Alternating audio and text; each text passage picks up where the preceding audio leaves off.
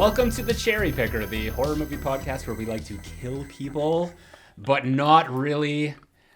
And today we have a very special episode because not only are we talking about Scream 6, the new Scream movie that just came out, but we're also joined by our first guest ever, Andre Felix, who is our podcast editor. Hi guys. Thanks for having me. Thanks for coming on board. We wanted to get as many perspectives as possible for the new Scream movie, so that's why we've got you on here today. Also, I completely fudged the introduction, so Zack, Eddie, you got a quote. Andre. I don't get to say my line. But that's what I'm giving you the But you said my name. What's the point in me introducing myself if you say my name? I'll just get here. Shut your whore fucking mouth there, and it's applicable too. Thank you. Go on. Anyway, Scream 6 came out March. Was it 10th? Officially, I didn't write it down. I'm just remembering. March 10th, 2023. Here we are. It is the 21st that we were recording this. And initial thoughts, just that you want to start us off with. Edward, we'll start with you. Initial thoughts were boiled down to 5 points. Shall I just read those to you? Please. And I will answer for every one of these, but I just the first one I wrote, this is after my first screening. Topical? To the present, sure. But to the genre? Question mark? Second note was, way too many people survived this movie. Third was, Gale, as unprepared as she is, and the least utilized. Then I wrote, I didn't miss Sydney. And the last thing was, 2 on-screen ghost faces for the first time gave me twin T-Rexes like in Jurassic Park: The Lost World. Fucked me up. Okay, so that was my initial reaction.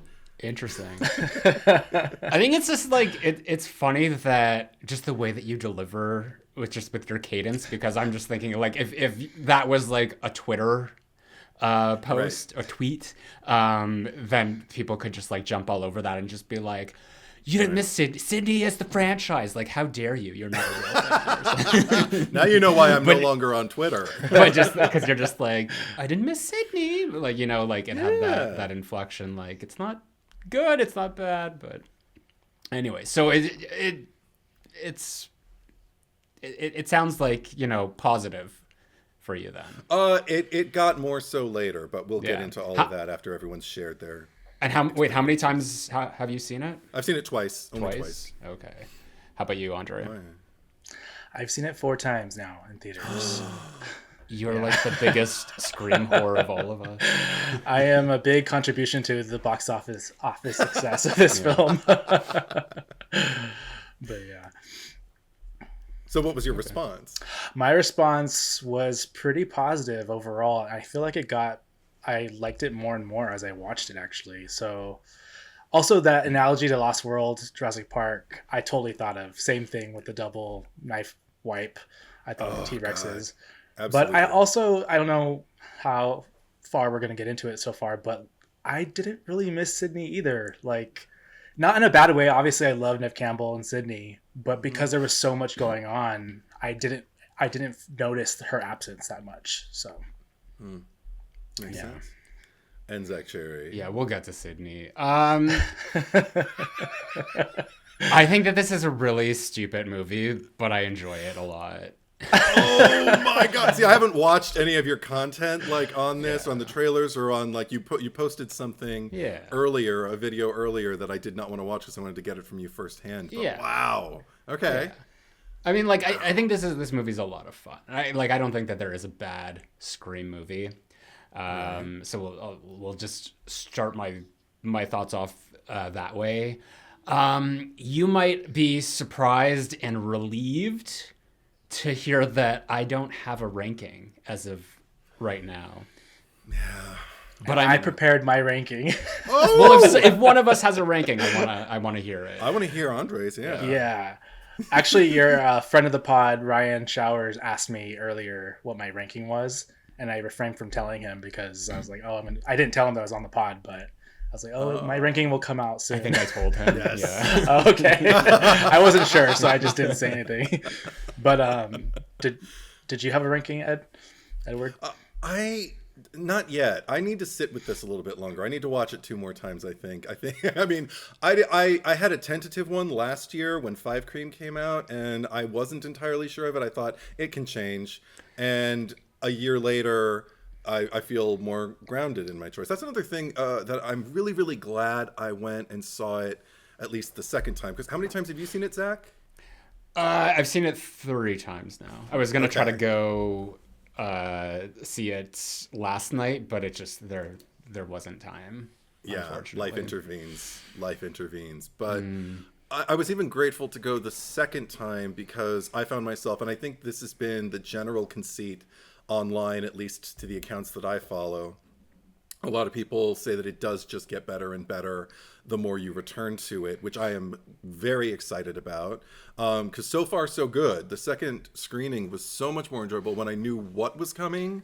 Because I tried to walk in with 0 expectations, and even with that absence of expectations, I still found myself being disappointed when I'd find out certain things. When I knew they were coming, it was a lot easier to go down. Yeah. So. That was my experience too. Sorry, go ahead.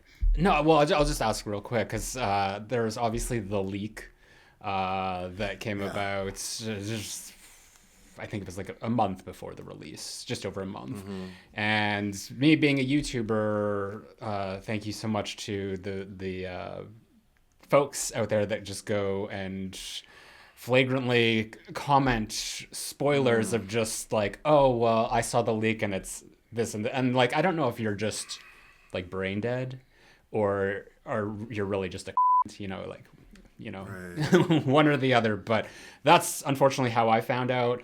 The good thing is that a lot of the people who are doing that were just saying, look, and the motive is that it's Stu's family and it's connected to Stu. And I was just like, there's no fucking way. Like, that sounds so stupid. No. So I actually went and tracked down the leak because I wanted to see it because I felt like I was already spoiled. And all it was, for anyone, if you've seen the movie, obviously we're talking about spoilers in this. So Killers, all it was is from the moment where Dermot Mulroney is standing in the middle, there's a ghost face on either side of him, and Tara is just like, you? And he's like, of course it was me. What did you expect? And then, like, after what you did to us, and then Ethan pulls off the mask and he says, Mindy was right. It was real. It was super easy to juke the roommate lottery. And that was it. Sure. That was like the 18 seconds, I think. So we never found out who number 3 was. So anyone who was spoiling that was making shit up. But knowing like what we knew about the characters, it was pretty obvious that it was going to be Quinn anyway. But I totally missed where we were coming from or how we got to the leak question. So Andre, what were you about to say? Oh man, I don't even remember. I think what Eddie was saying, how the first viewing, I feel like there's so much like anticipation built up and so like many nerves because it's such a franchise that we like care so much about. And we want to be, we want it to be good and we want to be entertained in all the best ways. So that first viewing is always very nerve wracking because it's like, what if this sucks or what if I hate it, And I want to love every Scream movie, every horror film for that matter. And I think that you're kind of caught up in that kind of feeling the first viewing. And then the second, since you know what's going to happen and you know how everything unfolds, you're a little more at ease and you're a little more along for the ride. Yeah. For me, at least, that's my experience. Yeah. No, that totally makes sense. And that obviously reminds me why I even brought up the leak to begin with, because I went in like fully knowing what to expect. And I actually, and I don't know if we're going to get into this now or later, but like I just found like the killers in this to be the most obvious of the entire franchise. Like I think that this is the weakest mystery. So even knowing what I had known, at least the 2 of the 3, I think that seeing the leak beforehand kind of eased me into accepting what it was, but like, cause I didn't know that it was Richie's family, but in the early in the film when Quinn said, this, like, my brother died, and I'm like, oh, like, okay, so, because there was a part of me that thought maybe the leak was fake, like, you know, they still, like, Dermot Mulroney was on the set, like, as a cop character that came in to save them, and the directors were just like, you know what we should do, just to fuck with people, just, like, you step in as, like, killer number 3, and we'll film that and purposefully leak it, because, like, Scream 2, like, with the Kevin Williamson scripts and all that, like, of how they purposefully leaked their own script with all the other ones. So I'm just like, okay, like, maybe there's a chance that it's not them. But as soon as, like, that line came up of, like, Quinn, I was just like, this is my brother. I'm like, oh, fuck, like, they're Richie's family, and they're basically doing what we all, like, after Scream 5 ended, when everyone's just like, where could they go after this? And, like, I'm sure it'll probably be like Richie's mom or whatever, like, coming to, like, just basically just now that they've done the boyfriend, now they're going to do the parent of the boyfriend for the sequel, just to copy Scream 2. So I think knowing that, or just like having the movie spoiled for me, helped me, like, ease into it, that by the time I got to it, I didn't have any, like, preconceived notions, and I was able to enjoy it more, because I know a lot of people are really upset about especially the killer reveals and the motives at the end. Like, people are saying that's the worst part, and I actually found myself enjoying the climax quite a bit more than a lot of the other things in the movie. So I think maybe it's because I had already known about it that it definitely helped me get through it. Yeah, I posted on my Instagram just asking people, the ones who had things spoiled for them, were the spoilers correct that they had perceived. And about 40% of the people who answered, so that doesn't mean 40% of the people on Instagram, but just the ones who answered, stayed, like me, just stayed off the social media almost entirely to avoid, you know, as many spoilers or clues as possible. And the other 60% who answered said exactly what you said. They confirmed what you said, Zack, about seeing Bailey and seeing Ethan and not knowing who the third one was. But by the time we reach that point, I feel like everyone in the audience should know who the third one is, except for, is Tara the one who guesses wrong? And she's just kind of, because she says Mindy, Sam, and I'm just kind of like, no, it's Quinn. Yeah, that was Sam. Sam. Okay, I was like, no, it's obviously it's Quinn. And then when she pulled her mask off, I saw, like, an entire audience of people lift their hands up and go, So that was funny. And it's funny because I think, like, a lot of people, because I was talking to my friend about it, and he was telling me that he was surprised that it was Quinn, because he's just like, no, I thought she had died, and all I could think is just like, bitch, you don't know these movies, like, Roman. Come on.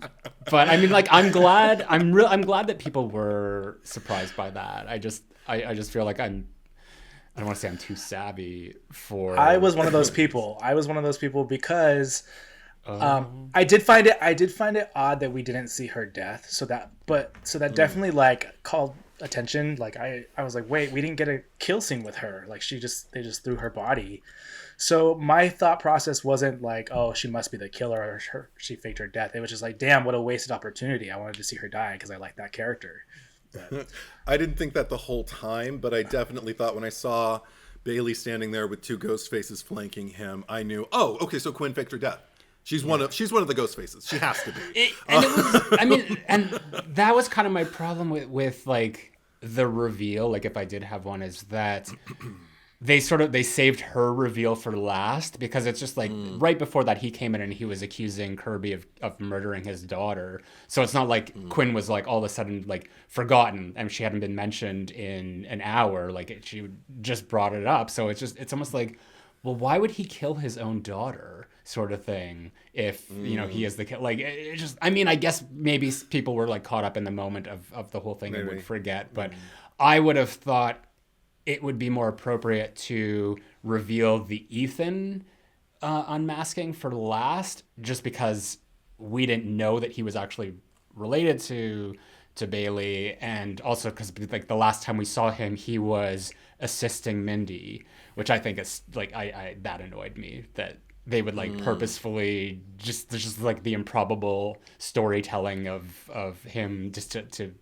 to fool the audience, when like he would never do that. He would go over and he'd be like, Mindy, and he'd look around and then he'd like take a knife out and like stab her a few more times just to make sure.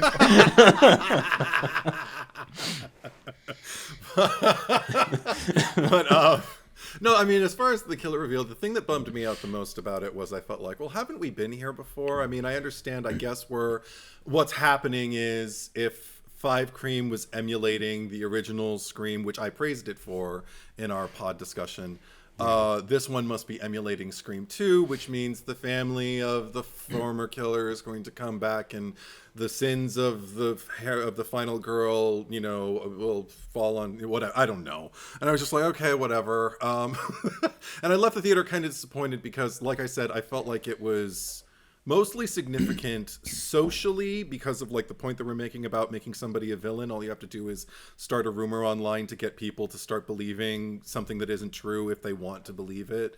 And they'll even start like hashtags about it and everything like that. I thought that was interesting, but I thought, well, is that okay? But what does that have to do about the genre? It would have been more effective if the leak had been fake.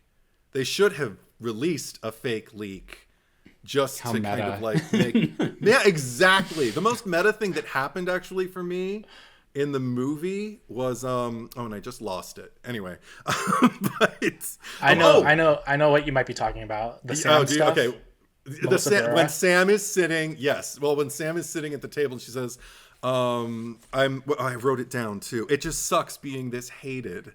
And I'm like, oh my God, because like so many people, I'm not a Sam hater, but she was kind of like my weakest link in like the first 3/4, let's say, of Five Cream. And then she happened for me when she what about Liv?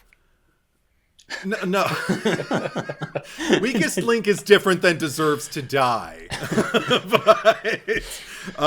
but in this one, I thought she really, first of all, by the time she said that line, I was totally on board with her. I really enjoyed, I don't know if the character was written differently or if she just got more comfortable or if she was playing more of a sense of comfort than this like kind of like resistance, this like restrained, you know, stiffness that she had going for like 3/4 of the last movie. So I don't know. I appreciated the fact that she was talking about being this hated, and they were all like, well, nobody at this table hates you. And I was like, yeah, nobody in this theater does anymore either. I don't know.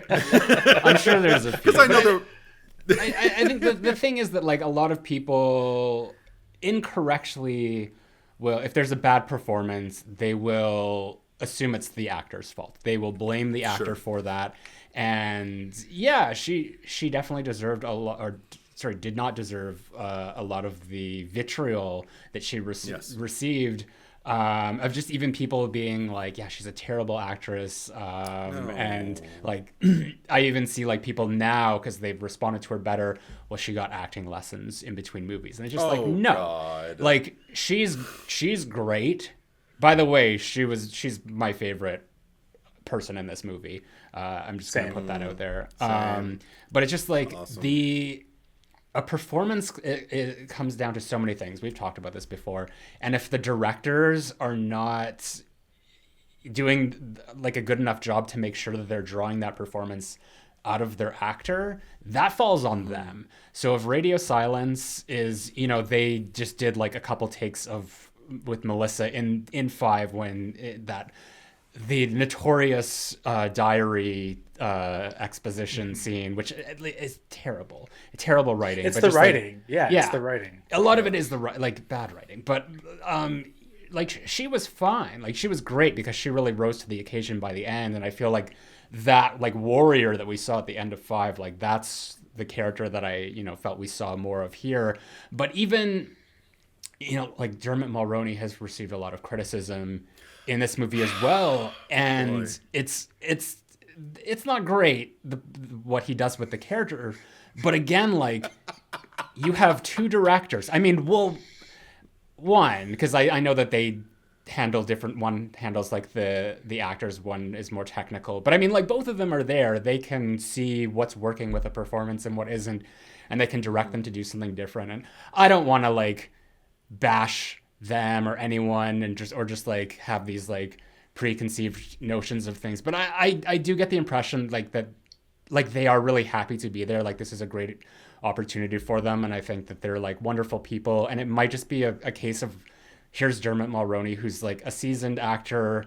Maybe there's just like, you don't want to step on anyone's toes or just be like, I wasn't crazy about that, but I don't want to like, tell him to do it another way. That was my thought. Okay. I mean, I also thought, because my sister was making that same connection after I saw it with her the second time. Yeah. She was kind of critical of his performance. She's like, even when he discovered that Quinn died, she said, he was hamming it up in a way I've never seen him, so I knew he was the killer.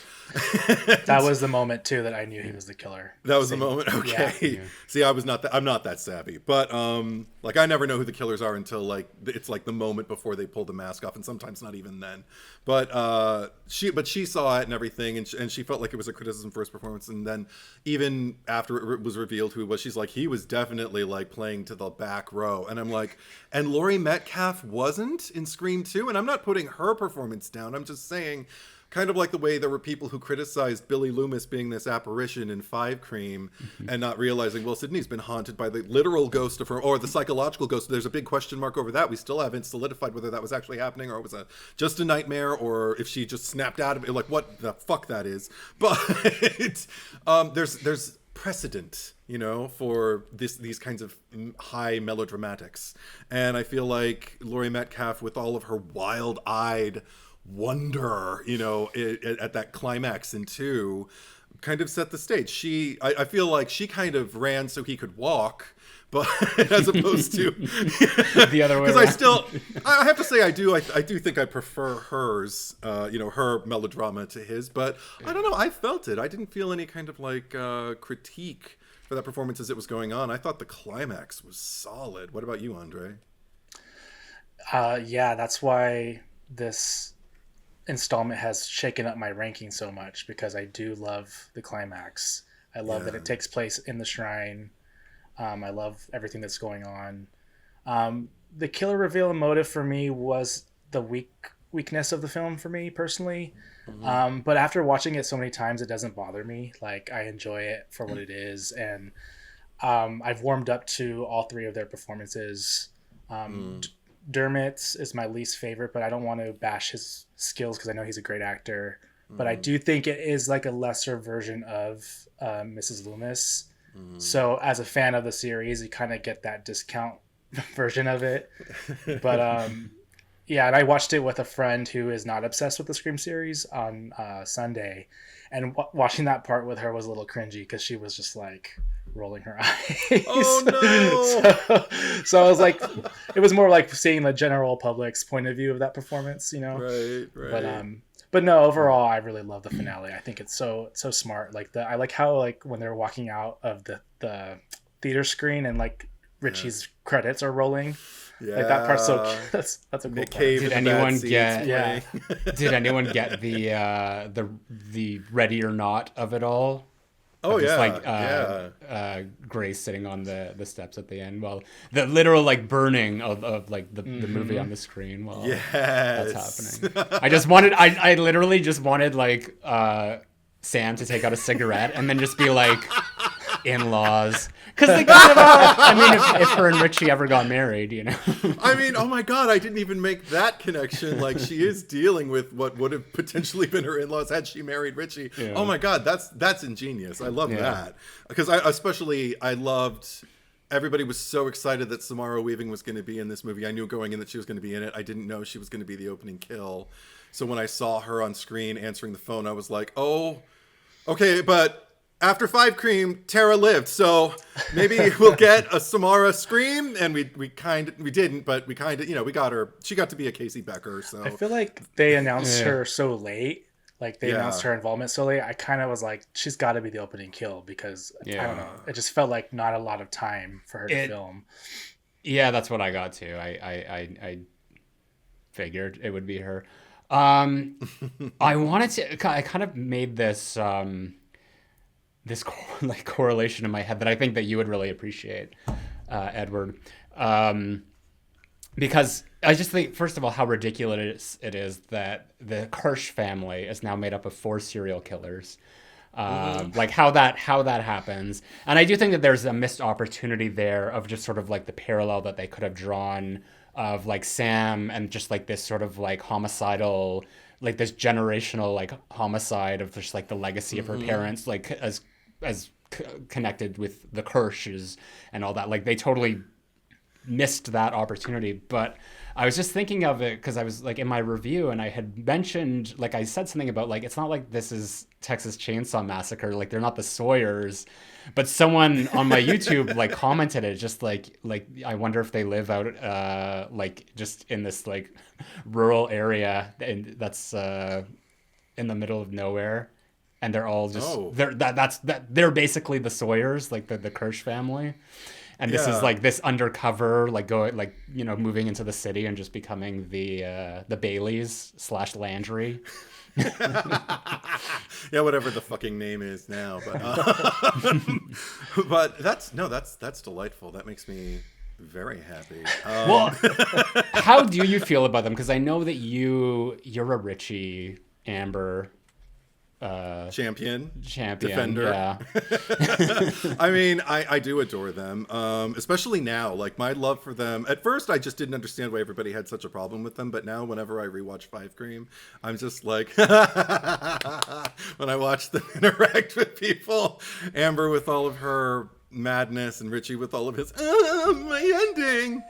I mean, because I know that a lot of people hated Amber and Richie from the beginning, and at first I wasn't even all that enthusiastic about them. I was just kind of like, I don't know what everybody's so upset about. They're scream killers, like they're ghost faces. We're not supposed to be on their side. We're not supposed to see their side of the argument or anything. Debatable. So I don't ever see their side. Well, not their side of the argument. They're justified. I said that before you finished that thought, but Anyway, so I mean, I like the fact that they kind of failed up, and I said this all in the pod before. I love the fact that they failed upwards. Now, when I watch them, though, it's developed into full-fledged love. Like I love Richie's whininess and Amber's just crazy. Just the way we discovered we had similar ideas about the thing. I'm just like, oh my gosh, you're so fucking crazy. But with these, I haven't grown to love them yet, and I did like it better the second time around, like everything else. But it was something the first time I saw it. There was nothing. The thing that actually the gratification I got the second time around was watching Mindy abuse Ethan for so much of the movie after Annika got killed, and every time he was around, she's just like, "Just get away from me, Ghostface," and everything, in the subway, the what, energy. Oh, I just love. He deserved every minute of it. It was great. Now that you mention or just like bring up the fact that 5 has already replicated 1 of just like the boyfriend. 6 is replicating 2 with the family. Does that mean that in 7 it's going to be Sam's half brother or sister who's like, we find out that Billy also hooked up with someone else at Woodsboro High and they gave birth to a kid, and that's going to be like the new Roman? I think it's going to be Sam's mom. Oh, Sam's mom. God. Because they mentioned her in both 5 and 6. Yeah. I mean, I don't really know. I'm just.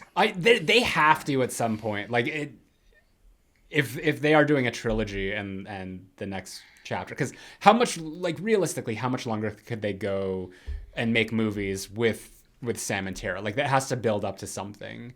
So the mom will have to come in at some point. Like they're. So we find out that Sam had 2 psychotic parents.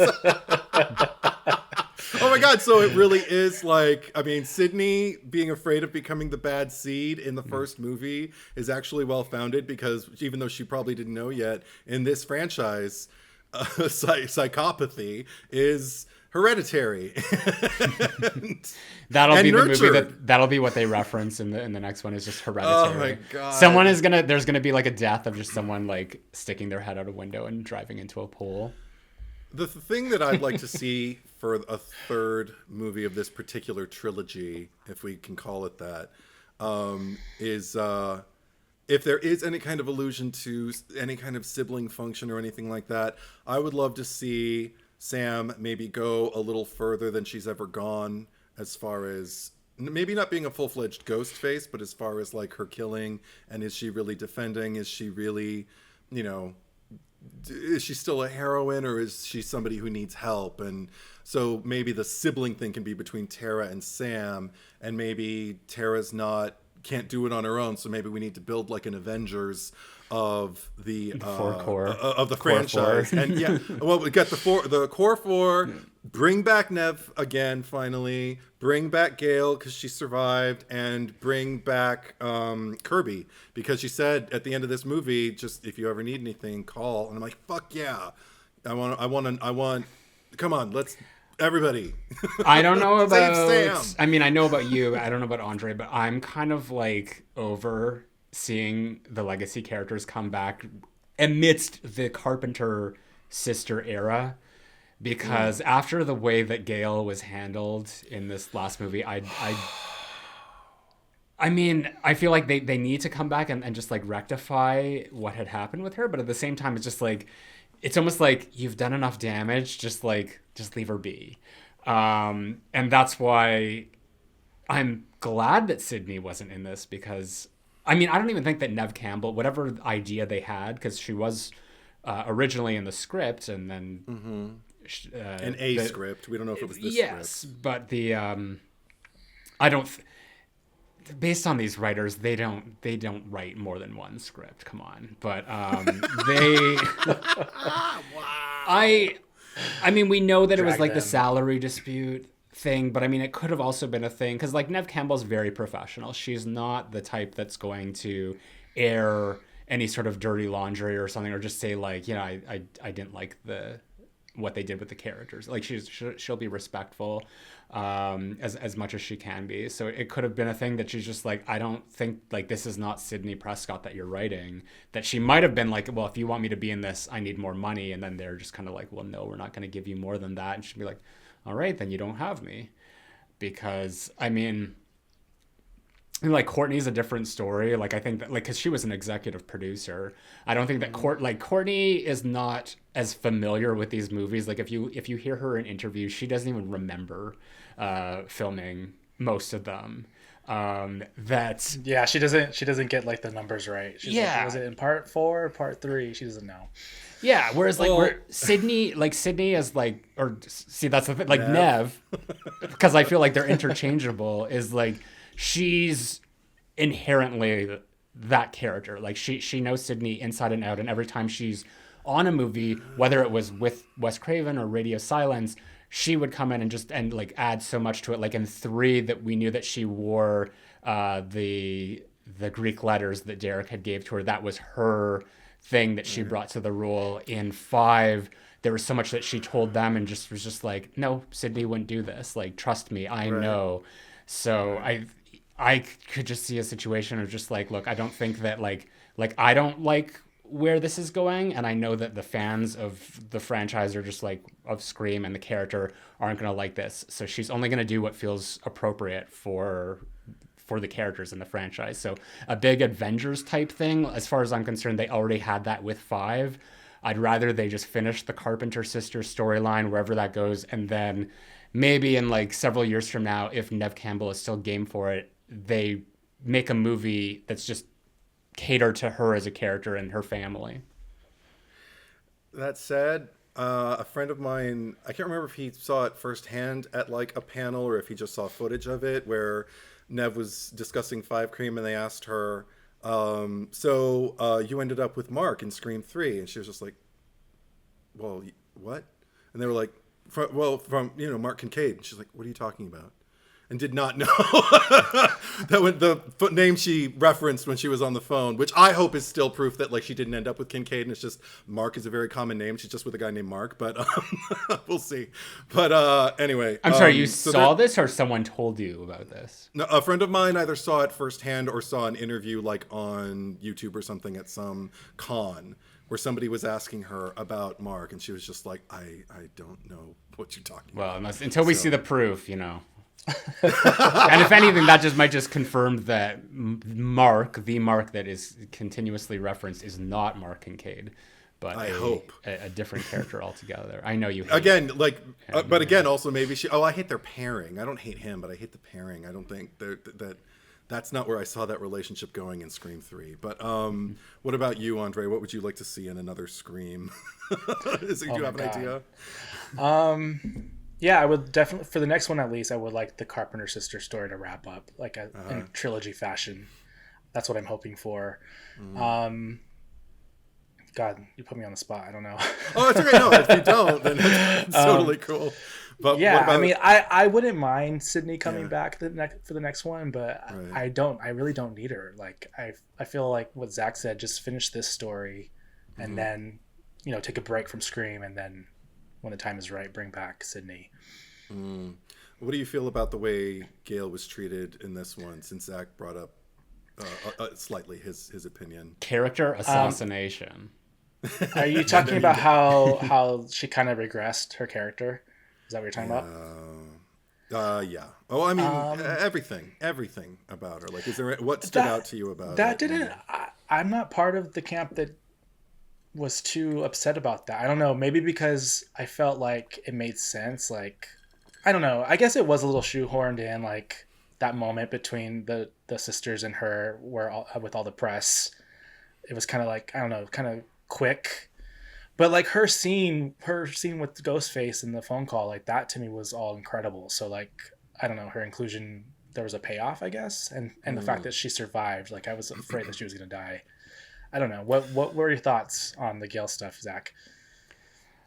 I mean, I think that it did bother me that we finished 5 and she said, I know what I'm going to write about, not this. Those fuckers can die in anonymity. And like, not that I'm surprised in any way, because I mean, like, Gale is, like that kind of person. Like, she is a bit of a shark, and her word isn't always like her bond, or what is it? My bond is my word is my bond, or whatever. But I just wish that there was more of a story behind that, because it's just like, great, she wrote a book, but we don't ever hear anything about the book other than what Sam says. It's just like, you called me a born killer and unstable. And then that scene literally ends with Tara just being like, maybe you're just afraid that without Ghostface in your life, you'll just fade away. And that thought is never followed up on. There's no introspection on Gale's end. There's no conclusion, no catharsis to any of that. So it just felt really like it was shoehorned in. It was just there to justify her existence in this movie. And it's, I mean, an interesting thing that they could have done was that, like, linked it to the killers. Like, the killers read Gale's book and they targeted her too, like Nancy Loomis style with Gale in 2, where they're just like, oh, she was responsible, like, had a hand in her son's death, but she also wrote the book on it. So it could have been a thing where just like, Gale, you have to die too, because you slandered our son and our brother in your book. That could have been something that just like, linked her into the story as well, and justified it, why they had to kill her. And there was a line with Ghostface when they were on the phone where he's like, maybe it's time for someone to make a buck off of your death. Yeah. Right. Well, and this is a misconception I had. Someone just cleared this up for me before we started, because I thought that the plan for the killers is that they were going to frame Sam for the murders, but it's such a quick, like, off the cuff like line of dialogue that is Ethan says, that what they were planning on is that, she was going to wear the mask and they were going to find her and Tara mutilated, and Bailey was going to be the one that discovered them, and they were going to say that it was some crazed fan who was obsessed with that, like, saw the internet conspiracy and just assumed that she was the killer, and they took matters into their own hand, which just feels inconsistent, because all throughout the movie, the idea seemed like, because they killed Henry Czerny's character, the therapist, because they were just trying to frame her. So it didn't, I don't know if it's like, this is the thing with the last movie. I did a lot of mental gymnastics to justify why the killers were just more so. I just said that the killers were stupid, and it works. It works for who they are, and here I can't really use the same justification. To me, it's just like the writers were all over the place. Like they didn't have like one solid idea that they could glom to and follow through on, because I have no idea. Like I get, like, that's the thing, because I love the climax. I think it's great, but I agree with you, Andre. It's just like it's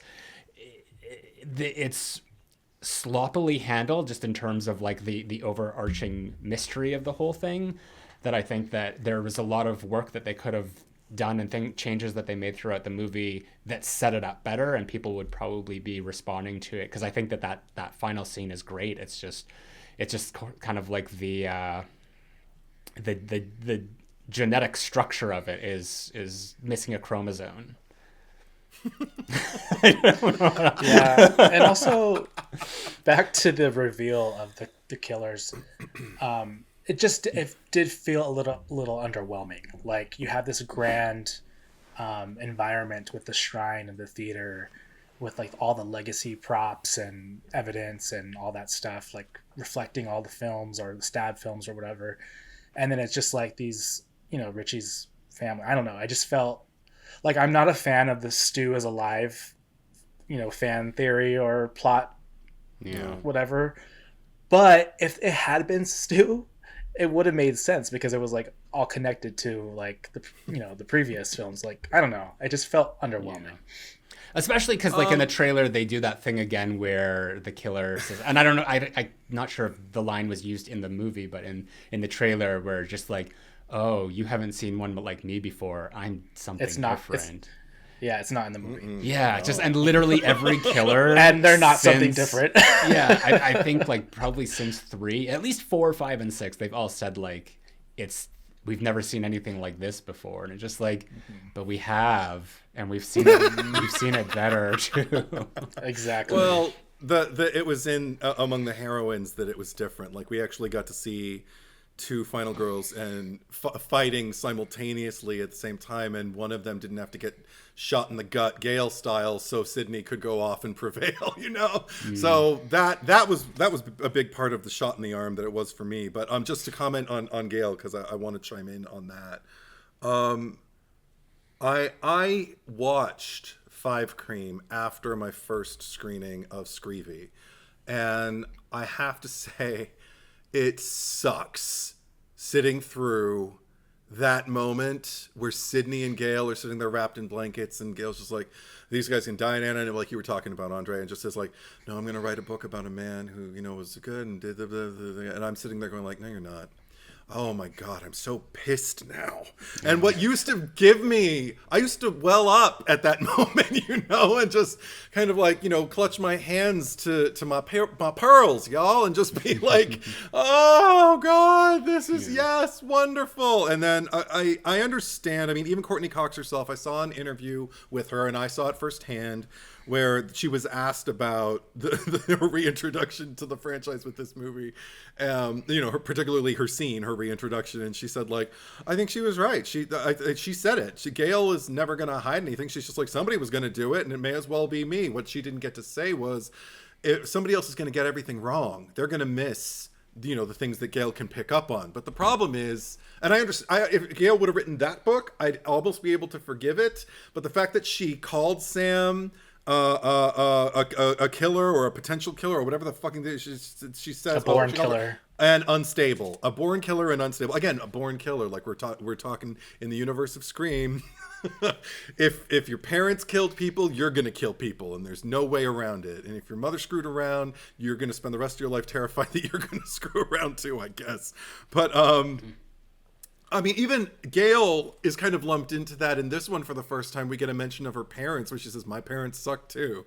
And I'm like, now I want to meet your parents. See, that's why I want Gale to come back now that she's survived, is that I want to see, okay, are her parents exactly the way she is? Are they opportunists and like, you know, like camera hungry and always want to be like, you know, very vain and like in the spotlight and everything like that, but also motivated as fuck to like charge through and, you know, make things happen. Like that would be cool. Maybe that'll be Sam's mom. Oh God! And they're gonna get along. Well, I've heard no, like she wouldn't get along. She even said like "fuck her," but no, I heard this. I forget who it was. I was listening to Ryan's podcast, Ryan Showers, and they were just like hypothetical scenarios for like the next Scream movie, or if Christina Carpenter ever did show up, and she would kind of be like this Kris Jenner type. Who's just trying to use like her daughter's like fame to just like get success off of that, and like she would write the book and be like, I was the one who, you know, was the girlfriend to a serial killer, and this is my story. If that's the title of the book, I slept with Billy Loomis, and that's the title of the book. Oh my God. And that would sell. People would buy that just for the title. Yeah. Totally. But the last Gale thing though that really affected me after the first time I saw the movie, that really pissed me off about her attack scene, since it's not a kill scene. One of my favorite moments of 5 Cream is when Dewey asks Sydney, "Do you have a gun?" And she says, "I'm Sydney fucking Prescott, Dewey. Of course I have a gun." And that's actually Nev, I saw in an interview, said that's her favorite line of that movie to say. Now Gale is not Sydney, but she has been through as many movies as Sid has, and with this one +1. Why isn't she better prepared with security and like, you know, and she's got a code she can't remember. I understand she was flustered and everything like that, but like a few weapons around the house might have been. I mean, it's Gale fucking Weathers, and she even followed through when Kirby couldn't know about the building and couldn't get in, and Gale just goes slides the card, and I'm like, oh my God, it's Gale fucking Weathers. She should have been. She should have literally taken the car. Yeah, exactly. Jennifer Jolie. Gale Weathers found a way. Yeah. But anyway, but the fact that especially after this many murders have already been committed by people who are donning the Ghostface mask, it's been confirmed enough so that she feels compelled to put her microphone in the face of the Carpenter Sisters and ask them how they feel about it. Why isn't she better prepared? That was something that really bothered me. Well, can we also mention the fact that Gale lived through Scream 2. She was there when the Billy's mother surprise came in. She knows now. She saw pictures and she, you know, just like, I've seen pictures of you. But at that point, after surviving that, she should know, like, if she's writing all these books, literally wrote the book about Richie Kirsch and Amber Freeman, maybe I should investigate the families of them, because there's a probability rate that the next psycho who comes back is going to be related to them. And even the fact, like, if you're writing the book on it. So it's like, it's very unbelievable that she would not do that and not know that Detective Bailey was the family, and then like the other two, right. Especially if she's that close, at least, of like knowing that, you know, Sam and Tara are in New York and is trying to develop a relationship with them. But beyond that, also the ineptitude of Kirby as an FBI agent who's working right alongside the very man who she's got all the killers, all the past killers on this picture board, and she's not like, oh, you know, you look really familiar. You know, like that. Even with Mindy, when she's talking about the franchise rules on campus, she's talking about how it's kind of like replicating Stab 2 or Scream 2. So you would think that maybe they would think then as well, like, oh, who was the killer then? Right. If they're remaking or doing a requel, sequel, whatever. You didn't like that scene, Zach? No, because it was and sorry, good point, but no, I didn't like that scene because it was a complete like verbatim almost do-over of the 1 and 5, and I because I forget what we discussed on the podcast. Like Eddie remembers everything that I say, but I don't remember everything that he says. But I think that we discussed like just the improbability of, or not even that, just like the sensibility of, you know, you're trying to run through suspects. You're not going to get everyone together in one big room and just start pointing fingers at people and being like, well, you're the killer and here's all the reasons why. And that's why I like the scene in Scream 2 between Randy and Dewey, because it felt more intimate. It's just like, here's two people that know each other and have a trust amongst each other, and they're going to talk, and they can, because no one else is around, you can talk shit about people behind their back. And that's what I liked about that scene of just running through the suspects. And then in 5, we get that with Mindy just being like, you, and you. And then here, she's doing the exact same thing. And at the beginning, she starts that scene by saying, all right, I'm not going to make the same mistake again. As she proceeds to make the same mistake again. And I love that. Yeah. And what would have been great, because we don't see, I don't think we've had a scene between just Chad and Mindy as siblings, as twins, because they could have done that scene of like replicating we went to get ice cream and now we're just going to talk about everyone just between them, and have like, well, what about Ethan? Or like Mindy would say that and Chad would be like, well, no, that's my roommate. And she's just like, you can easily juke the roommate lottery. And then he'll be like, well, what about Annika? And then she can be like, yeah, I guess you can't always trust the love interest. But that would be fun, because then it's just like they're talking about these side characters in the context of them being the killers, without them being like, well, what about you? You survived. Like it's just so stupid to like have them interject and just say, like, it just doesn't feel natural, you know? Yeah, it's definitely a plot device, because they have to have everyone give their 2 cents to each other and kind of do the finger pointing thing. I do love, however, the line that Mindy says when she's like something about the legacy characters, or they're expendable too. She's like, it's not looking so good for Kirby and Gale. Kirby's the ship name. I love that, because like that's like, as a fan, you go into this movie worried for Kirby and Gale. You know what I mean? So like her little wink nudge to the audience or to the fan base, I like that. I appreciate the boldness of Mindy, though. I think it's kind of her own brand that she's crafted for herself. The fact that she's going to give, I'm waiting for it in the next movie. I want Mindy to give a TED Talk, basically, in every one of her movies, because that's going to be her thing, you know? But maybe she can, that could be like the opening scene. She's literally giving a TED Talk, and then she gets killed on stage. Oh, no, I don't want her killed. Okay, that's another thing. Or she's a film teacher. Oh, no, they already did that. Just kidding. Yeah, right. But as much as they... at this point, if something's already been done, we know that it's not off the table. So, but like, expect the unexpected, but also expect the expected, you know, like, but as far as Kirby is concerned and the handling of her, I was just so, I remember the first time I sat through the movie, I was so bummed when she kind of gave that leer and walked away in the museum, the altar, or the shrine, the place of worship, the shrine, and Zack's bedroom. Yeah, Zack's bedroom. As she moved out of Zack's bedroom and went to the lobby, I was so terrified that the movie was going to make me hate it at that moment, where I was just kind of like, if you make Kirby the killer, I don't know if I'm going to be able to like this. And thankfully she wasn't. And I knew from the second she came out, there was somebody in the theater the first time I saw it, who was way in the back.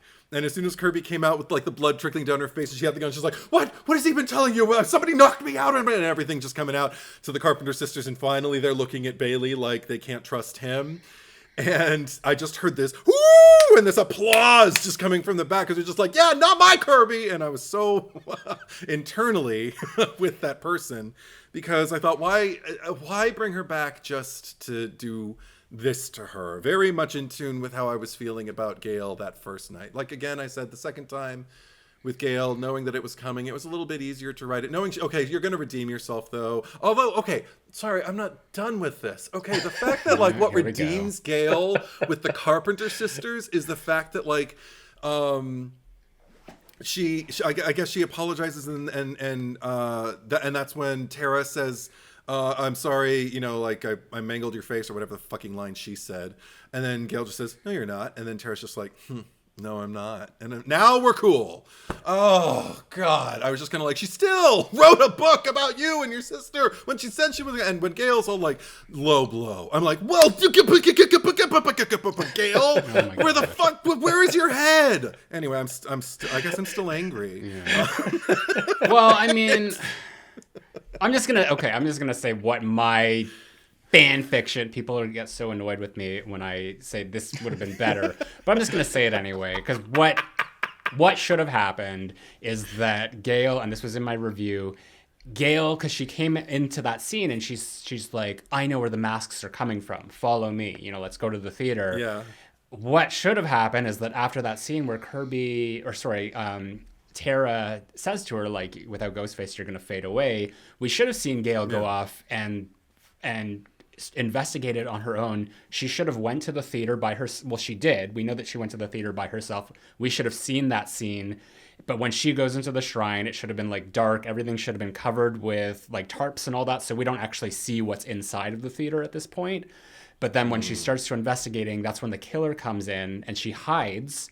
And they take off their mask, which we don't see, but we see her reaction. So she takes out her phone to like photograph that and starts to send it to Sam. But then her phone rings or whatever. So the killer puts their mask back on and starts looking for her. And then it could be like the Scream 2 chase scene in like the studio where she's hiding behind things, only to like almost, she'll like literally like make a beeline for a door. And then that's where he could like tackle her or whatever. But then that scene could end and we don't know what happens to her until the finale, when Ghostface sends like a message to Sam or calls in her just like, I've got Gale here. And she can be like, don't come, don't, whatever. But then that'll be like Sam and Tara and all them's reason to go to the theater. And that, like, in the last act, that's when we first see the shrine for, like, everything that it is. And someone even said, like, oh, well, you could even have, because they had all the props, they had the thing that Derek was hanging on that big, like, sundial or whatever it was. That could have been, like, Gale, like, hanging on that thing. Oh, my God. Like, that's meta. Wow. Yeah, I've said this before, and I'm going to say it again. Zack, you need to write the next Scream movie. I mean, I will fund this for free. If they just give me the credit. No, because you shared your ideas with me before, and I'm like, damn, that's good. I don't know. I love your ideas. Thank you. I don't want to write the movie, because this is the thing. Like, I give the writers a lot of shit, but I think that what they do write successfully, they do really well, because this is a movie full of like high highs and low lows, and I think that they write the sisters really well. Like, I would not be able to comprehend the complex emotions of these characters and like put them into a story, but if they present to me like a draft there where it's just like, oh, here's the murder mystery, and I'd be like, that's not gonna work, that's not gonna work, and that's not gonna work. Like this, like I'll like do like rewrites if they'll have me. I'll do it for free. But yeah, there was so much, like, cause like you said, like the Kirby stuff of just like that last minute, like I never for a second bought that she was going to be the killer, because I mean, first of all, she's Kirby, but like her entire presence, like the first time she shows up, like there was that like kind of like they cued the hero music when she turns around in the chair, and it's just like that would never happen with the killer. Like the killer would never be introduced in that, because like these movies, I mean, and I say this especially for Wes Craven era, because like he was organizing these on like such a high level of where everything mattered, and it's just like the Marco Beltrami score would be a clue for like when we know someone is good or bad. Like in the video store in the original, when Randy's just like, the dad's a red herring, I'm telling you it's Billy, and then he turns around, bumps into him, and immediately there's that sting, like boo-doo! And it's just like, oh, he's the killer, because it had that musical cue. Like it's like psychologically letting the audience know what's happening beforehand. And I think that what gave away Detective Mulroney, whatever the fuck you want to call him. Bailey. I know, but I wanted to call him Detective Mulroney. But because here's Kirby, and she's literally given us no indication that she can't be trusted. She hasn't done anything suspicious. Like, if anything, it's just like everyone loves her. She's getting along with everyone. And he's just like, call up the Atlanta office, see what you can find about Kirby Reed, and just like, that's how you just gave yourself away. Because it's like, he who smelt it dealt it, and we know that. If I'm being completely honest, like, I think that Ethan would, for me, probably would have been like the hardest to figure out, and that's because of like the purposeful weird like what they did with him in the subway of just like helping Mindy out and calling for help, because that doesn't make sense. So it was like, he was the hardest one to figure out, because they were intentionally writing him to not be the killer. Like, there was no clues towards it. So I would chalk that up to bad writing, that even if it fooled me, because it wasn't properly set up. So if you became a ghostwriter on the Scream series, you could Ghostface change like writer. your subtitle to the Ghostface writer. Yeah. You knew where I was going. But, hi, I'm Zack Cherry, the Ghostface writer. The Ghostface. The Ghostface writer. But okay. So I complained that the first screening that I watched, that like too many people survived. I didn't feel that way the second time around, because one thing that came across to me that I was incredibly grateful for, and this isn't so much a product of the writing, the screenwriting, so much as it is the filmmaking of it all. Because not many people get killed in this movie, even though like there's a bunch, but nobody particularly significant, or who we believe is going to be significant later. Like There are 13 kills in this movie. 7 of them are non-characters. Well, I mean 6, Right. And then the therapist, who's right. more or less Kind a of, non-characters. And then there's 3 killers. So that literally leaves 3 people to die, and 2 of those deaths happened in the opening scene. I guess one of them was a killer, but not one of the Right. killers. So like, Annika's really the only death that's like that. And I do have to say, I felt that one. I don't know what your all's experience was with that, but number one, because I love Mindy. I heart Mindy. I'm on Mindy's side, and I'm at that point now where something happens to Mindy. If she's crying, I'm crying. And I, particularly the second time, when she had to watch Annika fall to her death, and she was screaming for her and crying and everything like that, that whole rattling of the ladder that they had already crossed, and I'm just like, oh my god, this is so epic, and it's getting me rattled, just so emotionally caught up, that finally when Annika fell and you just see, like Mindy reaching and crying and everything like that, I started crying, just because I'm like, oh my gosh, this is real. And I felt that way about, I think, all of the attacks, as far as the way they were choreographed, the way they were shot, the way they were paced. I didn't have any complaints as far as feeling the stakes of them, feeling the brutality, which is something that we've really kind of like, I think we hit on it in the Casey Becker kill, the Maureen Evans kill, the Dewey fake out kill in Scream 2. And then kind of, but it wasn't always emblematic. Like, it wasn't something you knew you were going to get one after another with these movies, with the original trilogy. It really kind of started opening the door to brutality, I feel, with Scriphorum, and has been consistently brutal up until then, and maybe even inclined and gotten a little bit more. Because I'm not scared of Ghostface, but I watched this movie and I imagine that force, that energy coming toward me in a convenience store, or on the other side of my front door, or in an apartment across the way.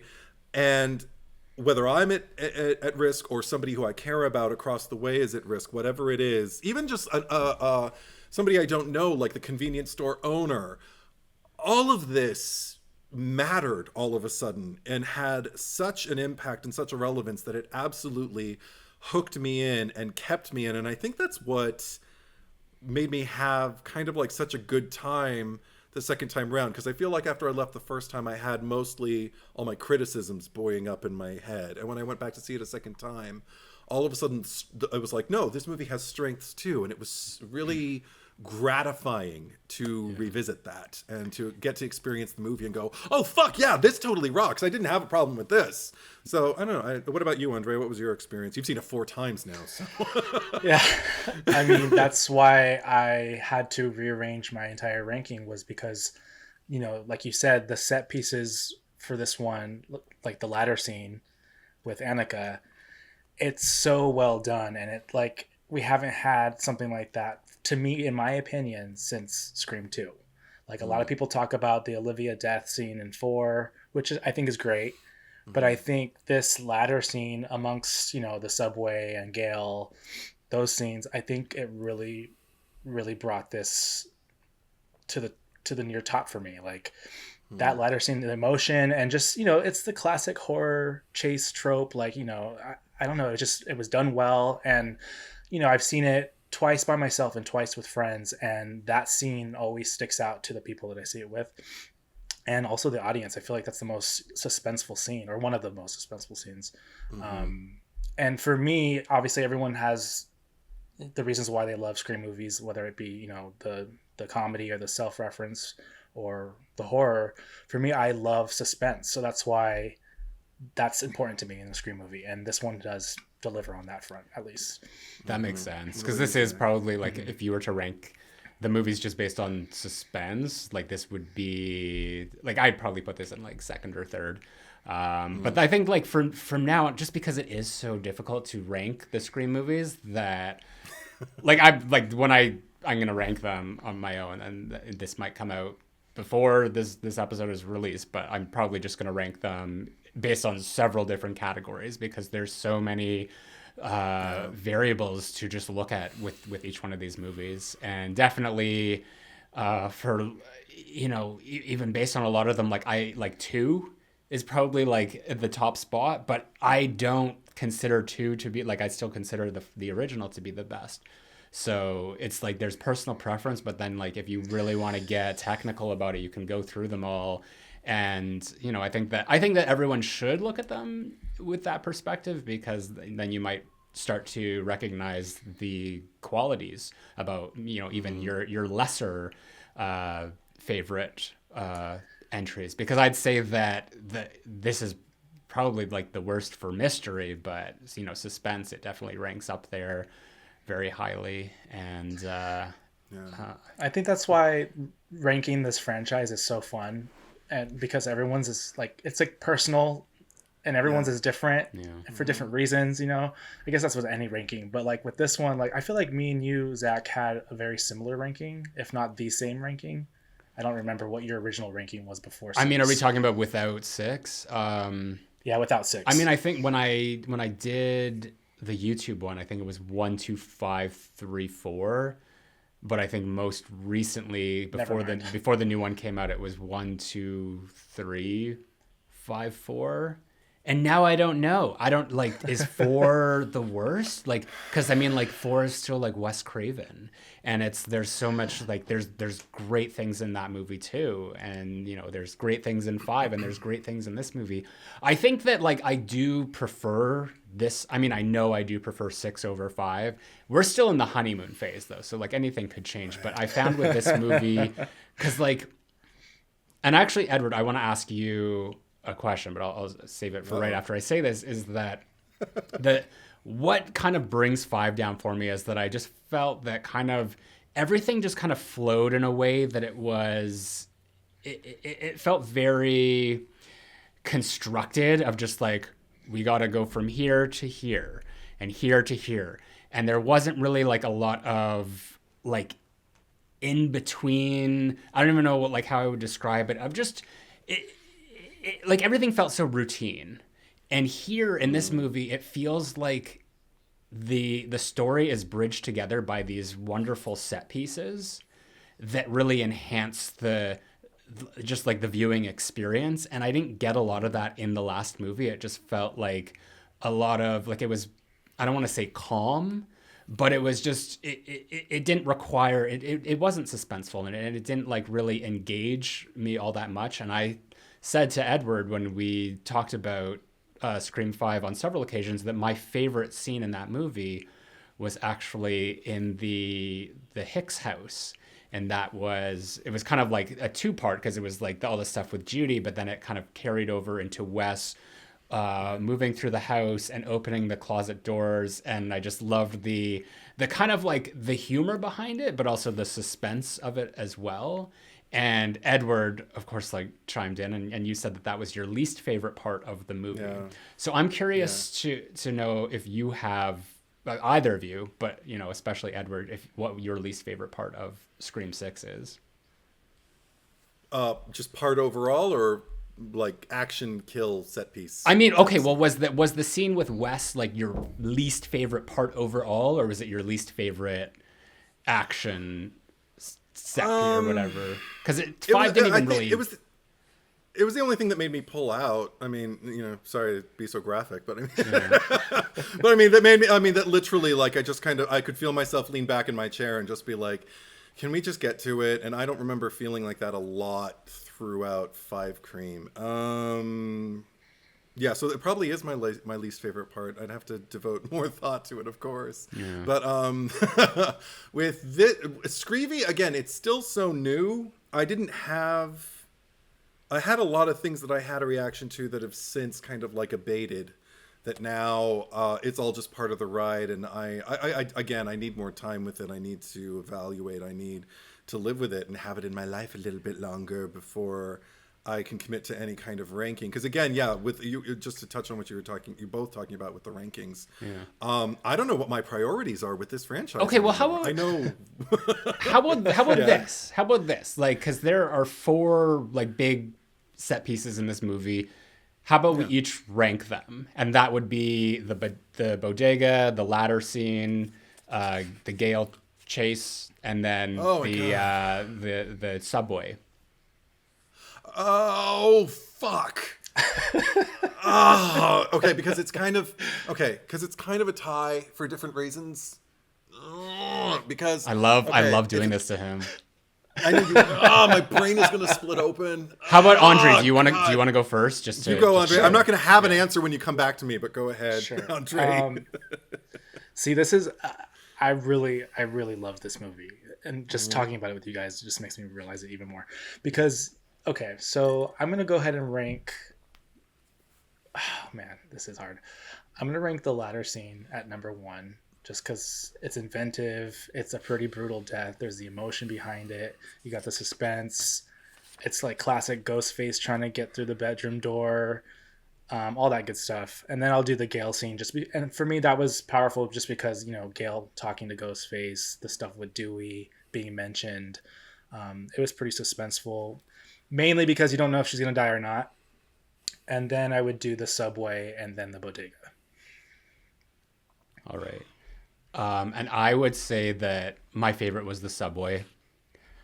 Yeah, I think that was like the most suspenseful, and I loved how it's like Halloween night. There's all these people there. I mean, there's people like dressed as Ghostface, but there's also like you have all the Easter eggs and whatnot. Like even it's unsettling even on its own without them being Ghostface. But I loved the idea that like they're on separate cars.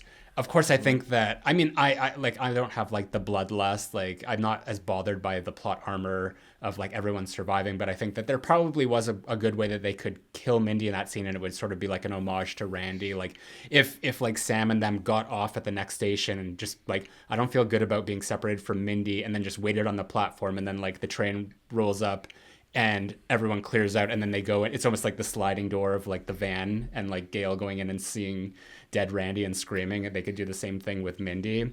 But I mean, like, as it is, like I love that scene. I don't care for like Ethan helping her off at the end because that was stupid. But yes, that was probably the most suspenseful part of the movie for me. Then I would go for the ladder scene. The only thing that like holds that back a little is just how Ghostface was even in there to begin with, and how like just the way that it was set up of just because they're all in the kitchen, and I didn't even know that Quinn was home. Like they didn't really establish that very well, and then we find out she has a date, or like the guy in the bathtub, the hookup.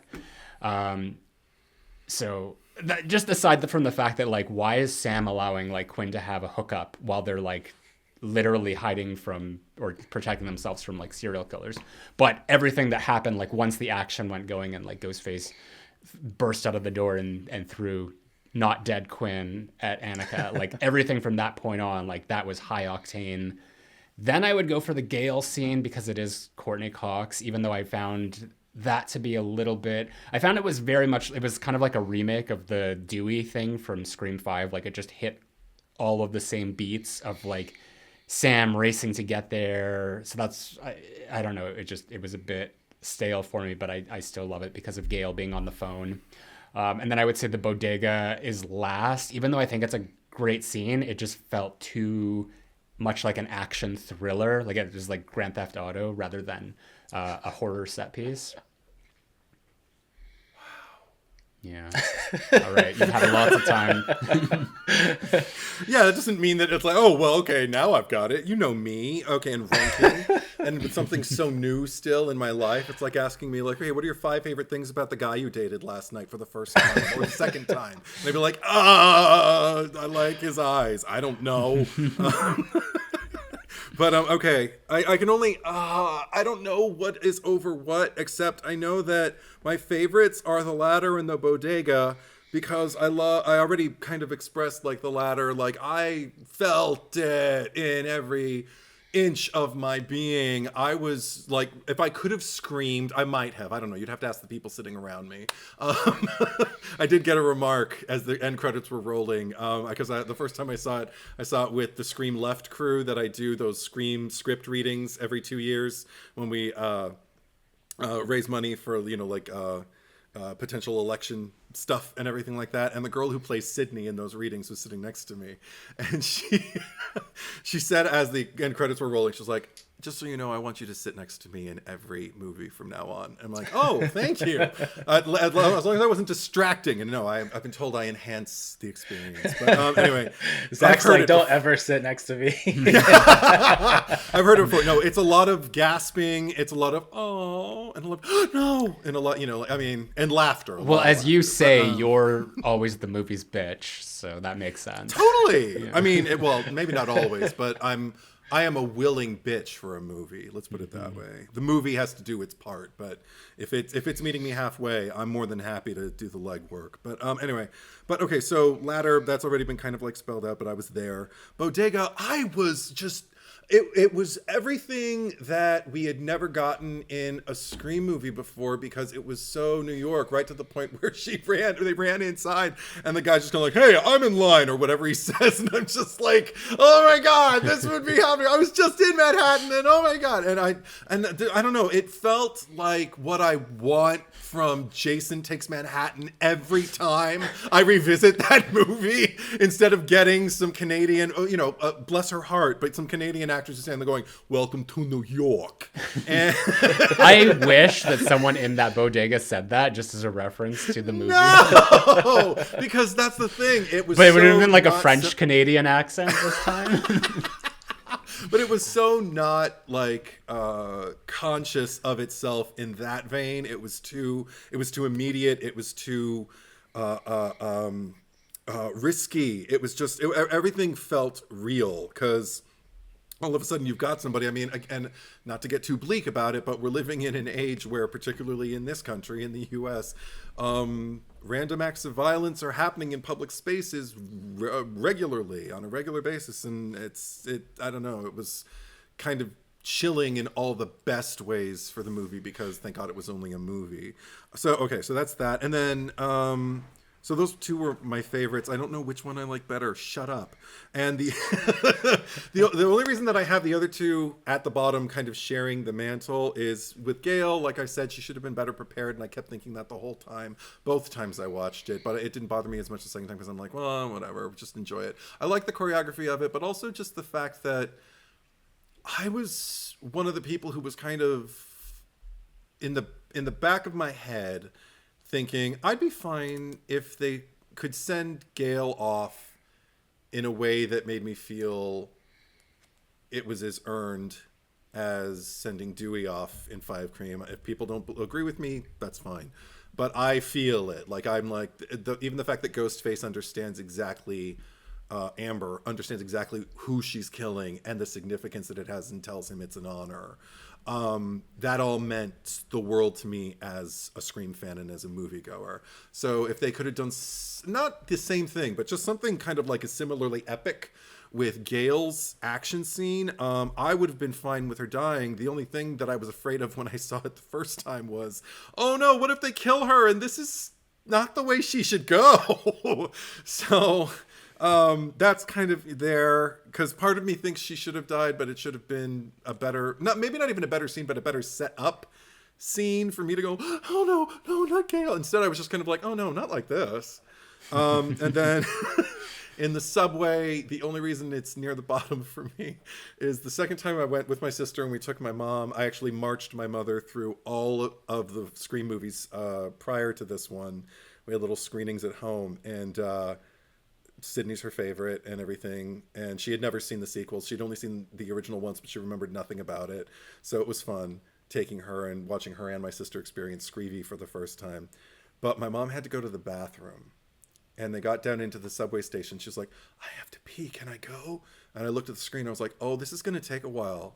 And my mom pees real fast. Yeah, go now. She went, she came back.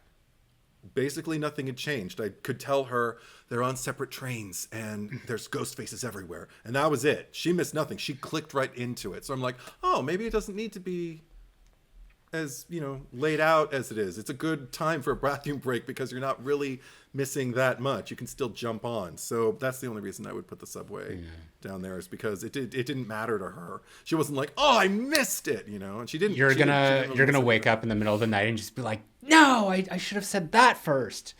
But this was an experiment because I had a feeling that the subway was going to be your least favorite, just based on the fact that the West scene was your least favorite, because I felt that was like that's the scene in that movie that I felt was like very Wes Craven-y, of just like how he builds suspense. He's very slow and methodical with his stuff, and I don't know.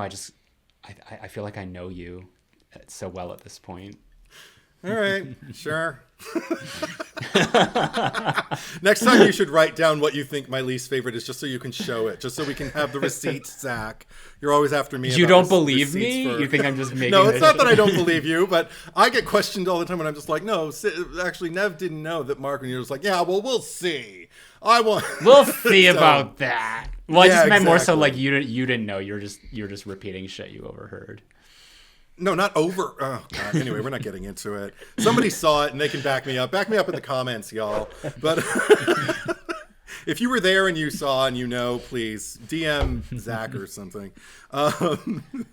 Oh, God, what else is there to talk about in this movie? I wanted to ask you guys how you felt, or what your reaction was in the with the fake out opening with Samara, and then getting a ghost face reveal right off the bat. Well, okay, first, can I just ask, because I've seen this pop up all over the place, what is your take on Jason and Greg? Are they roommates or are they lovers? I thought roommates. That's what I assumed. They don't talk like lovers. Well, the one guy doesn't talk, but like But the way he... Yeah, anyway, yeah. No, but I've been like seeing all over, like on Twitter and on YouTube, and like Patreon as well, and of just people saying like, oh, they were gay, right? And I didn't get that at all. I actually feel, I mean, if they were, because I mean, like we talk about like inclusivity and how, like let Ghostface be gay, because I mean, like originally Amber was supposed to be a queer character, and I will say queer. Someone tried to say that was an improper word to use. Yeah, I know, right? But anyway, sorry, I just wanted to fire you up a little there. But no, they changed it because I guess, like, I don't know if like the reasoning was that they didn't want Amber to be like a queer character who turned out to be the killer. But it would be annoying if that they decided that if they were to eventually have a Ghostface killer who was queer and a person of color, that would be like this nothing character that is like both of them. They're just like taken out in the opening. So I didn't see. I mean, I just saw them as roommates. Yeah, like classmates because they're in that film class together. Yeah. And they room. Yeah. I mean, they barely seem to even like each other. I mean, it's not a happy relationship. They had cameras in the fucking apartment because they didn't trust each other. I just don't know where they're getting that from. Like, there was no language. Like, there was because when he came home, he said when he opened the door, he goes, "Honey, I'm home." Honey, I'm home. No. And all I was thinking about during that was just like, oh, is that a Batman Returns reference? Because you just needed Tony Revolori to just like be like, oh yeah, I forgot I'm not married. Oh, that's right. I'm not married.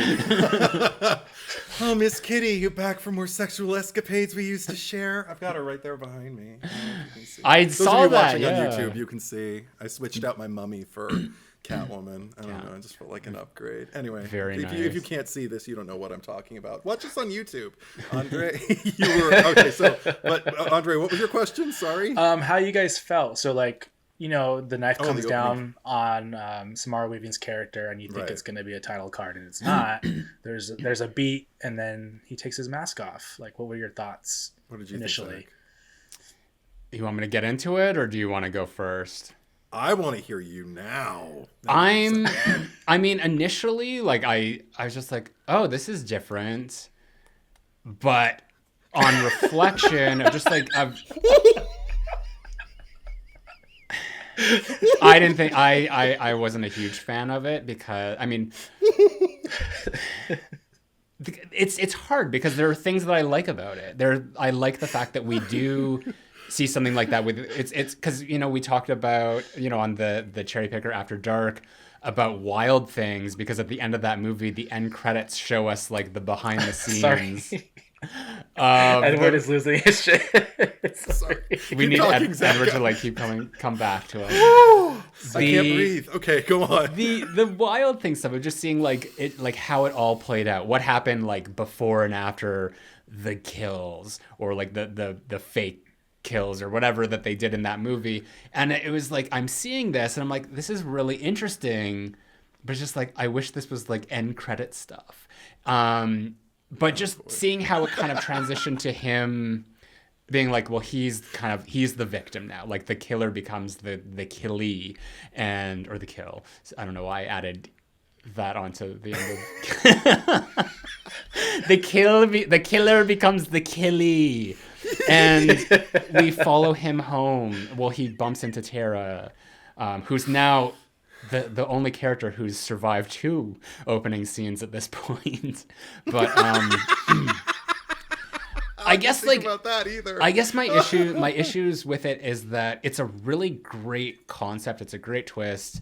I talked about this in my review. What it should have been is he shouldn't have been revealed. I think that the whole Samara Weaving thing should have been the entire scene, because I don't like the fake out. Like I didn't like that about 4, how they did this like start stop thing. It's just like, you know, you have 10 minutes to establish this character. I want them to use all 10 of those minutes to build up the suspense and have it pay off at the end. So it just like it feels kind of cheap that they cut it there. But with him, you know, coming home and then getting killed by the official Scream 6 killer, it almost felt like this was such a great idea that was wasted as a gimmick on the opening scene. Because what if, and this would have really like made the mystery very complex and interesting, is if Jason was the killer for the first half of the movie, but we didn't know that. But it was sort of like a Tenebrae situation that we did the podcast on. So I hope you remember. But where there's the 2 different killers, but you don't know that one of them killed the first one and then just carried on their work to become the, like, just to be the killer at the end and say that, oh, I used this as my opportunity because I saw that they did this. So that was kind of how I did it. And then it was like you have two different MOs throughout the movie. And you can, if we're really focusing on the murder mystery aspect of it, you have characters like Mindy who are like, this doesn't make any sense.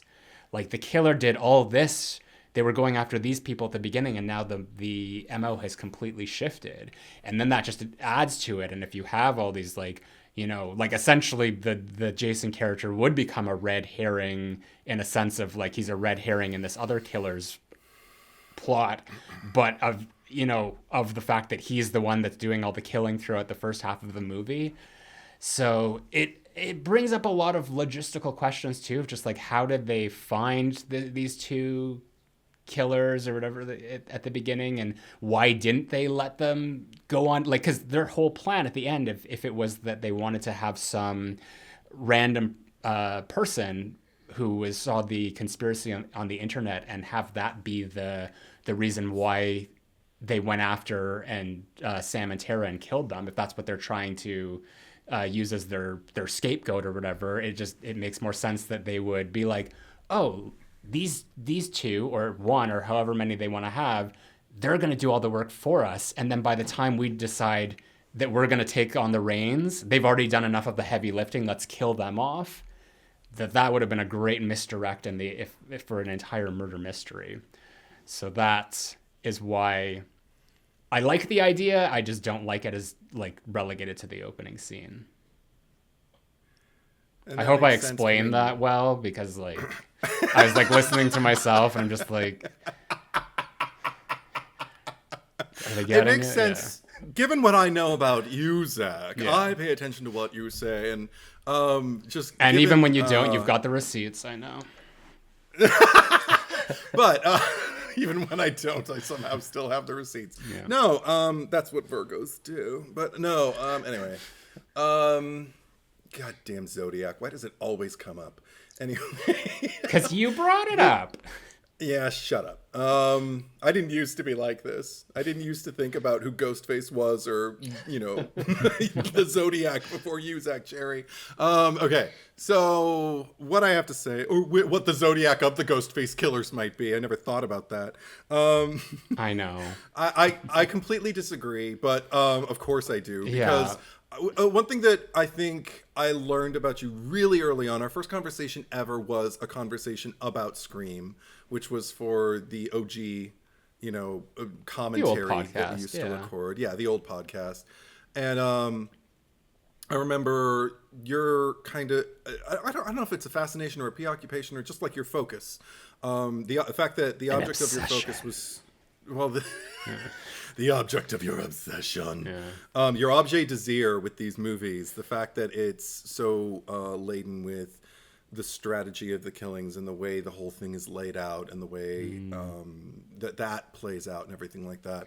And for me, it was much more kind of like guttural and about the ride and about like, well, how do I feel about, you know, being with this amount of people for this amount of time and stuff like that. And, you know, just letting the movie just punch me and everything because I'm the movie's bitch. But with this one, I was absolutely the movie's bitch in the opening because, number one, I didn't feel like we needed a whole lot. I think it was incredibly an ingenious idea to cast Samara Weaving as that character because immediately, for me personally, I just have a very warm regard for her. So the second she's on, if she's playing, no matter what character she's playing, I'm going to be like, you know? And so the fact that she was playing somebody who was like going on a first date and kind of vulnerable and like listening to herself and doing exactly what you just said, just like, oh God, you know, like on the phone with who she thought was her blind date. And the fact that that I had to follow her outside the restaurant. She's doing something so monumentally stupid, but I don't hate her for it. I don't think, you're an idiot! I'm just gonna like, no, honey, no. You know, like, okay, it's already got its hooks in me. The fact that when she crosses the street and gets stabbed and I get to hear that scream that she does, that guttural, like, shaking the goat nodes. Such a the good goat scream, the goat scream, the sacrificial goat of Ready or Not. That thing, that rattle, that death rattle. And then, so I was already like on board just because I was like, oh, you poor thing. And it felt like kind of like, still true to form, like phone call, poor unsuspecting person who I want to live, who I would have loved to have seen in the rest of the movie. But I get it. And then when the mask came off, I full on gasped. Like hands to the face, like, oh, like, because I was like, this has never happened before. Where do we have to go from here? Oh my God, like every rule is broken because we've unmasked Ghostface in the first reel of the film. So wait, so what are we going to do now? What are we going to do now? We're following him home. Ew, I don't like this guy. And he's walking in and he doesn't really seem to get along with his roommate. But it's not his roommate. Oh my God, it's the real Ghostface. But is it a real Ghostface, or are we supposed to just think that? Is it going to be the thing? And then he opens up the refrigerator where we see that it's Betsy Palmer's head and he's Adrian King. And all we're missing, oh my God, we are totally just missing a cat running through the window and him feeding the cat like Selena Kyle and like Alice in Friday the 13th. But anyway. And the kettle on the stove. And the kettle on the stove. But, so then when we got to who gives a shit about movies or whatever he says, I never know the exact line when it's a new movie for me, but slash Screevy, even though it didn't say Screevy, I think it just said Scream 6, which I was like, you owe me a Screevy. But anyway, then we're in New York, just like, we're like, wide shot, like going over the bridge and everything. And I'm just like, oh, I'm in, I'm ready. It did me, that scene. Tony Revolori's kill and his phone call wasn't necessarily my favorite of the film, but even the second time round I was watching it, and because I dislike him so much, not Tony Revolori, but the character he's playing, Jason, aptly named. Again, Friday the 13th Part 2, Jason. And he was watching Friday the 13th, Jason Takes Manhattan on the TV. Yeah, 8, yeah. Somebody asked me after the first time, which one was he watching? I'm like, Takes Manhattan. It was the 8th one. But when you've tried to enjoy that movie as much as I have, I also just want to point out that because actually one of my Patreon supporters, Amethyst Frost, he mentioned, because in the old podcast, I guess you said that your favorite Friday the 13th was part 2, and I said mine was part 4. And he said, you're Mindy and I'm Kirby in that situation. I wouldn't have it any other way. What did you think about? Well, I mean, I want to. Well, sorry, Andre. Andre, yeah, I want to Andre with the opening, but I want to come back to that in a second. Andre, what did you think about? Same exact feeling that you did, Edward. I was the movie's bitch for the opening for sure. Yeah. Okay. Here I am. I'm just the podcast bitch. I just was like. I just love, because I know Zack has talked about it before, like wanting to see those moments like behind the scenes of the killers, doing their thing. Right. And I felt that was like the taste that we got of that, and like just him interacting with Tara right after killing Samara. That was just so different and cool to see, like in a Scream movie. And at first I didn't know how to feel about it. I was like, oh my God, like this is going to change the entire structure of the movie, like as we know it. But is that going to be good or is that going to be bad? So I was a little nervous. And then when, it unfolds that he is actually a target as well, I actually enjoyed that. I was like, okay, good. So we got a taste of it, but it wasn't like the whole movie. You know what I mean? So I was happy. Yeah. I get fair. That. I did want to say one other thing about the openings, which has kind of bothered me since Scream 3. Because I think that the first 2 movies have the best openings of just like the Drew Barrymore and the Jada Pinkett. And I think that what works so well about them is that those openings, and similar to what I was saying about how I think that, the Samara Weaving character should have been the entire thing, is that those openings started and they ended with the victim. It was the whole story. It was just sort of like a mini movie that was about them. And the first thing we see is Casey Becker picking up the phone. The last thing we see is her body gutted and hanging in the tree. The first thing we see in Scream 2, other than the establishing shot, is Omar Epps and Jada Pinkett walking up. The last thing we see is her fall over on the stage and die. And it feels like it's like a 180 degrees. The the killer came in, they did their thing, they got out, and we're left with the destruction that they leave behind. And then 3, 4, 5, and now 6, it's like this tradition where just like you said, we slash into the title. And I think that's so cliche that I kind of hate it every time they do it now, because they're basically following a rule book of just like, how do we do this? And the thing is that it's not the rules. That's not what Wes Craven started. It's essentially what that would be is if in the original movie, when Casey is like on the porch and she takes the mask off and he lifts up the knife and then brings it down, that would have been like the scream. If the title didn't already come up before the scene, but that's what it would have been, and that's what they do with every one of these opening scenes, and I think that's inherently like my issue with it, is that they're more focused on Ghostface than they are with the victim. Well, I mean, it's interesting because I feel like it satisfies kind of both, because it does not cut away after the first kill, after Samara gets it, like we get some time with the killer, so it extends. But the last thing we see before the slash is before the title is a the slash. gimmick was that it just like it didn't happen, and that's where I was just kind of like, huh? Like it surprised me. I wasn't expecting it. That worked for me. But at the same time as it was happening, I was kind of like, this is happening really quick.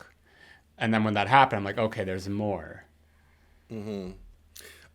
So as far as like just to cycle back to Kirby and Mindy and that whole exchange that they had where Game recognizes Game, and the thing, did we have any particular responses to any of the things that they shared? We found out that Friday the 13th, the best movie, it was 2 versus 4, because Kirby's got a little predilection for Corey Feldman. We found out when they said best Candyman or Candyman original or reboot, and they said both. Anybody have any strong reactions to that? Because I was just kind of like, respect. They also said Psycho 2 underrated. I'm so happy. I was just like, oh my gosh, shower me. Just keep going. I could watch another 45 minutes of that. I was just gonna say it was a little short. Street was the original. Yeah. I mean, again, I think that was more so just like Wes. Of course, but also, I mean, like, rankings aren't always about best. Like, I don't know if I've shared before, but like Dream Warriors is my top, with the original right behind it. But there's a lot of, history with that answer. He did write it. He wrote a draft. His draft was much more graphic than what we got. But as far as, I mean, again, like if you were to ask me like, well, what's the best movie? I'd have to be like, okay, that's a different conversation. So when they said best Nightmare and they said the original, I was just kind of like, okay, cool, awesome, whatever. But did anything rub anybody the wrong way? Or was there a question you would have loved for them to address each other I would have with? loved if one of them was like favorite Halloween, and then someone was just like Resurrection, and then they just like Kirby just looked at her and just like, it's just like, I'm fucking with you, That would have been good. See, Zach, you need to write these things. Ghostface writer, Ghostface writer. What? No, I don't remember anything else that they said. I just those particular. I think that was it. Well, and then there was they're just like the TV that killed Stu. If you believe he's really dead. Who said if you believe he's really dead? Was that Kirby or Mindy? Because the other one, they both say it. Mindy says it to Kirby, and then Kirby says it to Maroney. What's his name? Bailey. Oh, did she say something in that? I don't know. I don't think it came up in that scene. No, they both say it. So Mindy says it to Kirby when they're talking about the movies, them two. And then Kirby says it while her and the detective were looking at all the killers. She says something like, she says something about Stu. I forget what the line is. I'll have to watch it again. I did notice in that scene that they totally fucked up the dates again, but oh god. But I Edward, I told me and Zach briefly chatted after we watched it initially on the phone. Did you notice? I don't know if you noticed this, but when they're looking at all the killers on the bulletin board, Mrs. Loomis, it says Nancy Loomis on the bulletin board. No, I didn't notice that. And I thought of Zach immediately because I know that was like one of his things. Well, I know, but they even say it. Well, like all like the shrine robes have the first name underneath them, so hers says Nancy. But even Ethan at the end, when he takes off the mask and he's just like, "This was your grandmother's, Nancy Loomis," and yeah, it made me happy because it's just like all those people who were just like, "It's Debbie Loomis." I'm just like, "Shut your whore mouth," or what's the line? She's not going to use her. Like, oh, Zach's so happy. It's an right alias. She's not going to use her real fucking name. She's smarter than that. And I adore that they chose Nancy because it keeps it in the Loomis family, because there is a Nancy Loomis who played Annie in the original Halloween. Yeah, but that was Kevin Williamson's original like Scream 2 script. It always was Nancy. So I'm glad that they respected that. And yeah, because I only read it once. it's obviously a reference to our girl Annie. Makes me happy. Just knowing that. I think I would have noticed if it Laurie Metcalf. Poor Laurie Metcalf. Scared another one away. Comes full circle. Husband. Laurie talking about her husband. That's why he's running off, like making time with Maureen Prescott. But anyway, I just purely aesthetically, did anyone else? This is so stupid, but both times I saw the opening when Jason opens the refrigerator, did anyone else think that Greg looked like Bradley Cooper? You gotta watch it again. Go back and watch it again. I can tell no because nobody's saying yes. But both times I watched it, I was just kind of like, did they mean for him to look like Bradley Cooper? Like it's almost distracting. But let me know what you think. If anybody else thought that, DM me. Well, he had a mustache. I just mean like the eyes and the nose and whatever. Like Bradley Cooper's had facial hair in the past. Anyway, the answer is no. That's I didn't see okay, that. Cool. Yeah. But other question or maybe not even question, but just other kind of like tier we haven't really covered. One thing I really appreciated, we talked about how much we appreciate Sam in this movie, but one thing I really love is also just the bond between Sam and Tara. Because Core 4 is going to get all the shouts out and all the attention online and the fan art and everything, and I really appreciate that too. As much as I complain about like the kill list being kind of like short as far as like, principal characters. I don't want to lose any of the Core 4 yet. I'm kind of glad that they'll make it through 3 movies, or at least 2 and into the 3rd movie as far as don't cotton weary one of them off. Yeah. Right. but Sam and Tara, like Tara is such a prevalent, prevalent. A predator?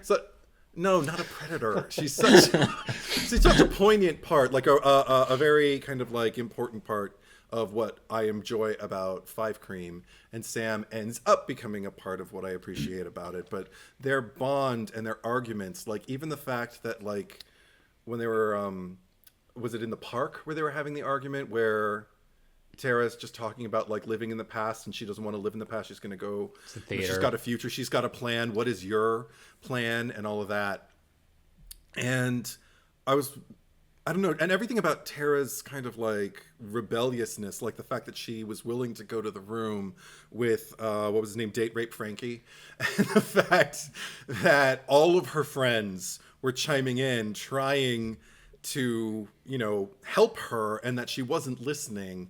And it should have turned me off to her. It should have made me just think like, you little shit, listen to your friends. Because that's a good rule of thumb. If your friends don't like the person that you're about to hook up with, probably don't hook up with them. Good rule of thumb. Your friends have your best interest at heart. If they're really your friends. I don't know. It's a whole conversation. But, and then when Sam comes in and says, I'm just going to tase you in the balls real quick, I was cheering all over again. I was just like, I love Sam being violent. I'm here for it. But everything about that rebellion from Tara and Sam's, kind of like I don't know, just the antithesis going on between those two characters. All I could think was Rob Zombie could take notes, because I think this is how you create conflict between characters that feels justified, but at the same time, you don't have to necessarily understand both sides of the argument, because I am not on Tara's side with any of her arguments, but I can understand why somebody, particularly someone her age, would feel that way. And also, people deal with trauma in different ways, you know, in reaction to it. And the fact that she kind of just wants to like ball it up and throw it away, and then it comes full circle for me at the end of the movie when Sam asks her, "Are you okay?" and she says, "No." And I'm like, good. You're not supposed to be okay. You're supposed to, it's like Megan, M3gan all over again, where it's like, you're supposed to feel fucked up after someone fucks you up. You're supposed to, you know, like let your emotions like have some kind of presence in your life. They don't have to govern every aspect of it, and they probably shouldn't, but they should, there should be room for them. You should, you know, lean on people who know what you've been through. Oh, and that's another thing. I'm just like running at the mouth. I can't talk about this enough. I adore the fact that they've both been through the same thing, but in a weird way they haven't. Because Tara can never go through what Sam has gone through, because Sam has this extra quality, this extra kind of like element that links her to everything that's going on, and that's Billy. And that's like whatever it is, whatever kind of condition it is that she takes her antipsychotic meds for. And because Tara's not haunted by that, and nobody else in the franchise is really haunted by that kind of a visage, and it makes I don't know, I kind of love the fact that it has slowly become Sam's armor through these movies. It's what's kind of like helped her prevail, and kind of like what's helped her become victorious and come out on top. That's kind of why I'm a little thirsty for a downside to it that isn't directly related to people's perception of her. Strangers, let's put it that way. Strangers' perception of her. It'd be nice if she could have a little bit more internal conflict manifest externally. Does any of that make sense? Totally. I think that's what might have been missing with her in this movie, because it was there, and it was kind of just saved for the end of the movie, and then of course like the little like Billy hallucinations or all that. But I definitely love how they're both so uniquely different. But they both, like, on their own, they could, like, run the movie. Like, I could follow either one of their stories. Like, they're that captivating. But when they get together too, like, that's a whole other layer of just that dynamic between them. And because when we were talking about 5, and I said that Sam is like more like Gale, and Tara's more like Sydney.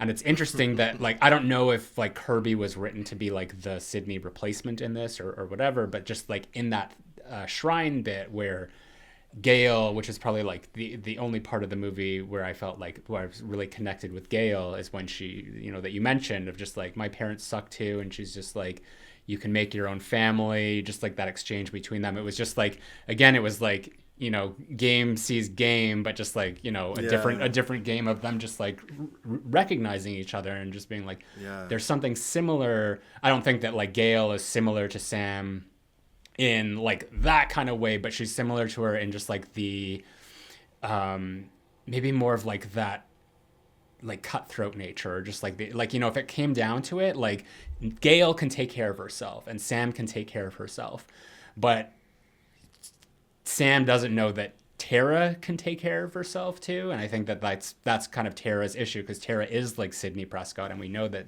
Sidney, like if there is a correlation of someone that relates to Sidney, that Tara can do that. And it was, I didn't love the exchange between her and Kirby, because I was just like, it felt a little bit forced, because I don't think that there's like much that those characters have to say to each other. But there's also just like Kirby obviously filling in the gaps, or just like, you know, what, you know, how she became FBI.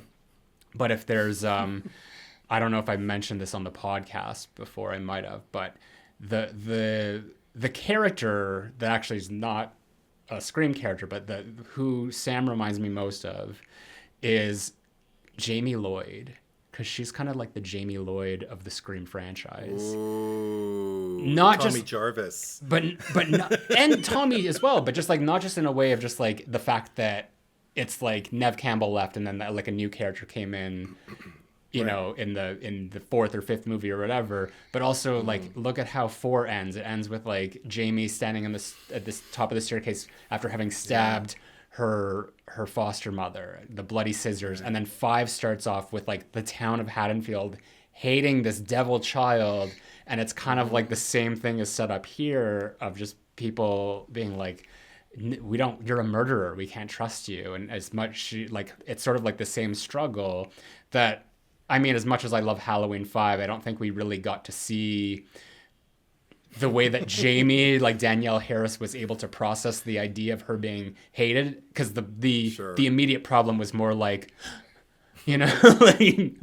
Uncle Michael is here and I can't speak, but it manifested in a brick through a window, and then it wasn't really ever utilized again. Yeah, totally. But so that's kind of like, you know, when people were trash talking Sam before, I'm just like, no, like Sam is the Jamie Lloyd of this franchise. Like she's at some point Sam is going to be gone, and hopefully they don't like Curse of Michael Myers her out of the universe, but there's going to be a time when people are just like, you know what, I really wish that Melissa Barrera, you know, came back and did more, or you know, something to that extent. So that's why she's probably like, again, my favorite in this. I think that the only reason that in 5 that I don't think that she fully got to like soar is because we still had the baggage of the OGs, because like, you know, once Nev Campbell comes in there and she does her Sidney Prescott thing, it's just like nobody else exists. It's just like, yeah. So I think that actually helped that Sidney wasn't in this, just because it finally allowed everyone to see like that she is like, Sam is like final girl material at this point. Because we did that Cherry Picker After Dark. Subscribe to my Patreon, everyone, if you want to see that. And we ranked all the final girls, and I would at this point, after seeing Scream 6, I would move Sam up even higher. Oh yeah. Definitely. We can always revise.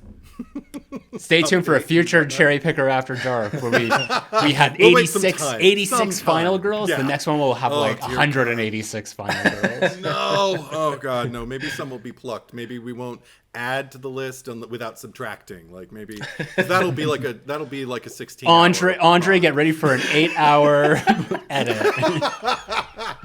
But speaking in terms of like quantity, like exceeding, you know, excess of quantity, you're making me just like, while you were talking, I was just thinking about like my Avengers idea, and I think the only reason I really kind of want that is because I want to see all of the survivors that we have as a, you know, left.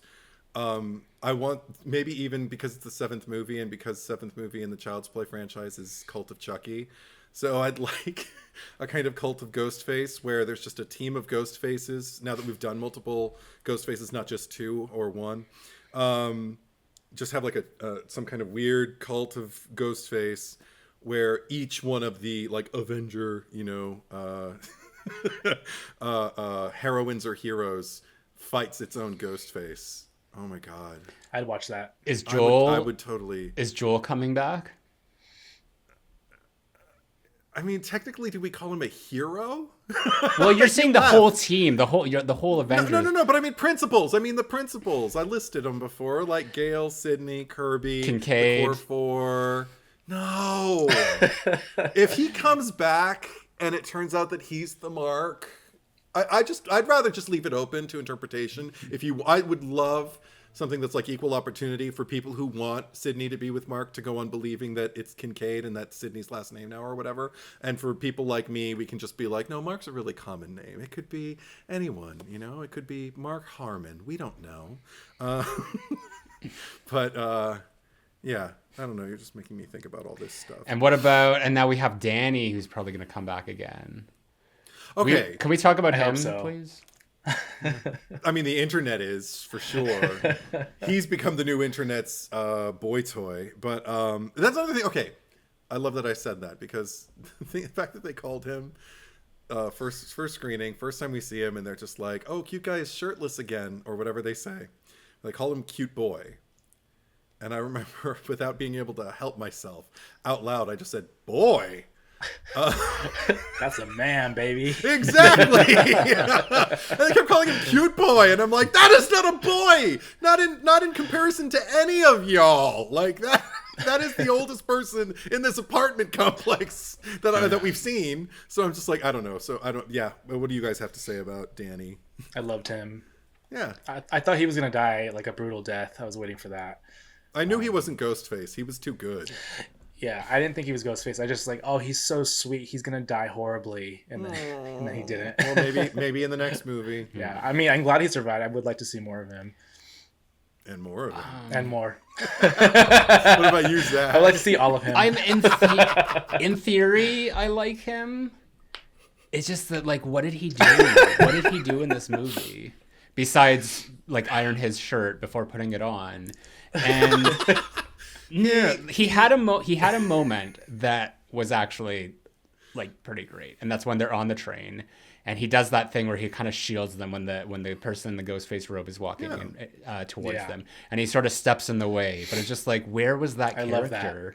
Where was that? Where was he for the rest of the movie?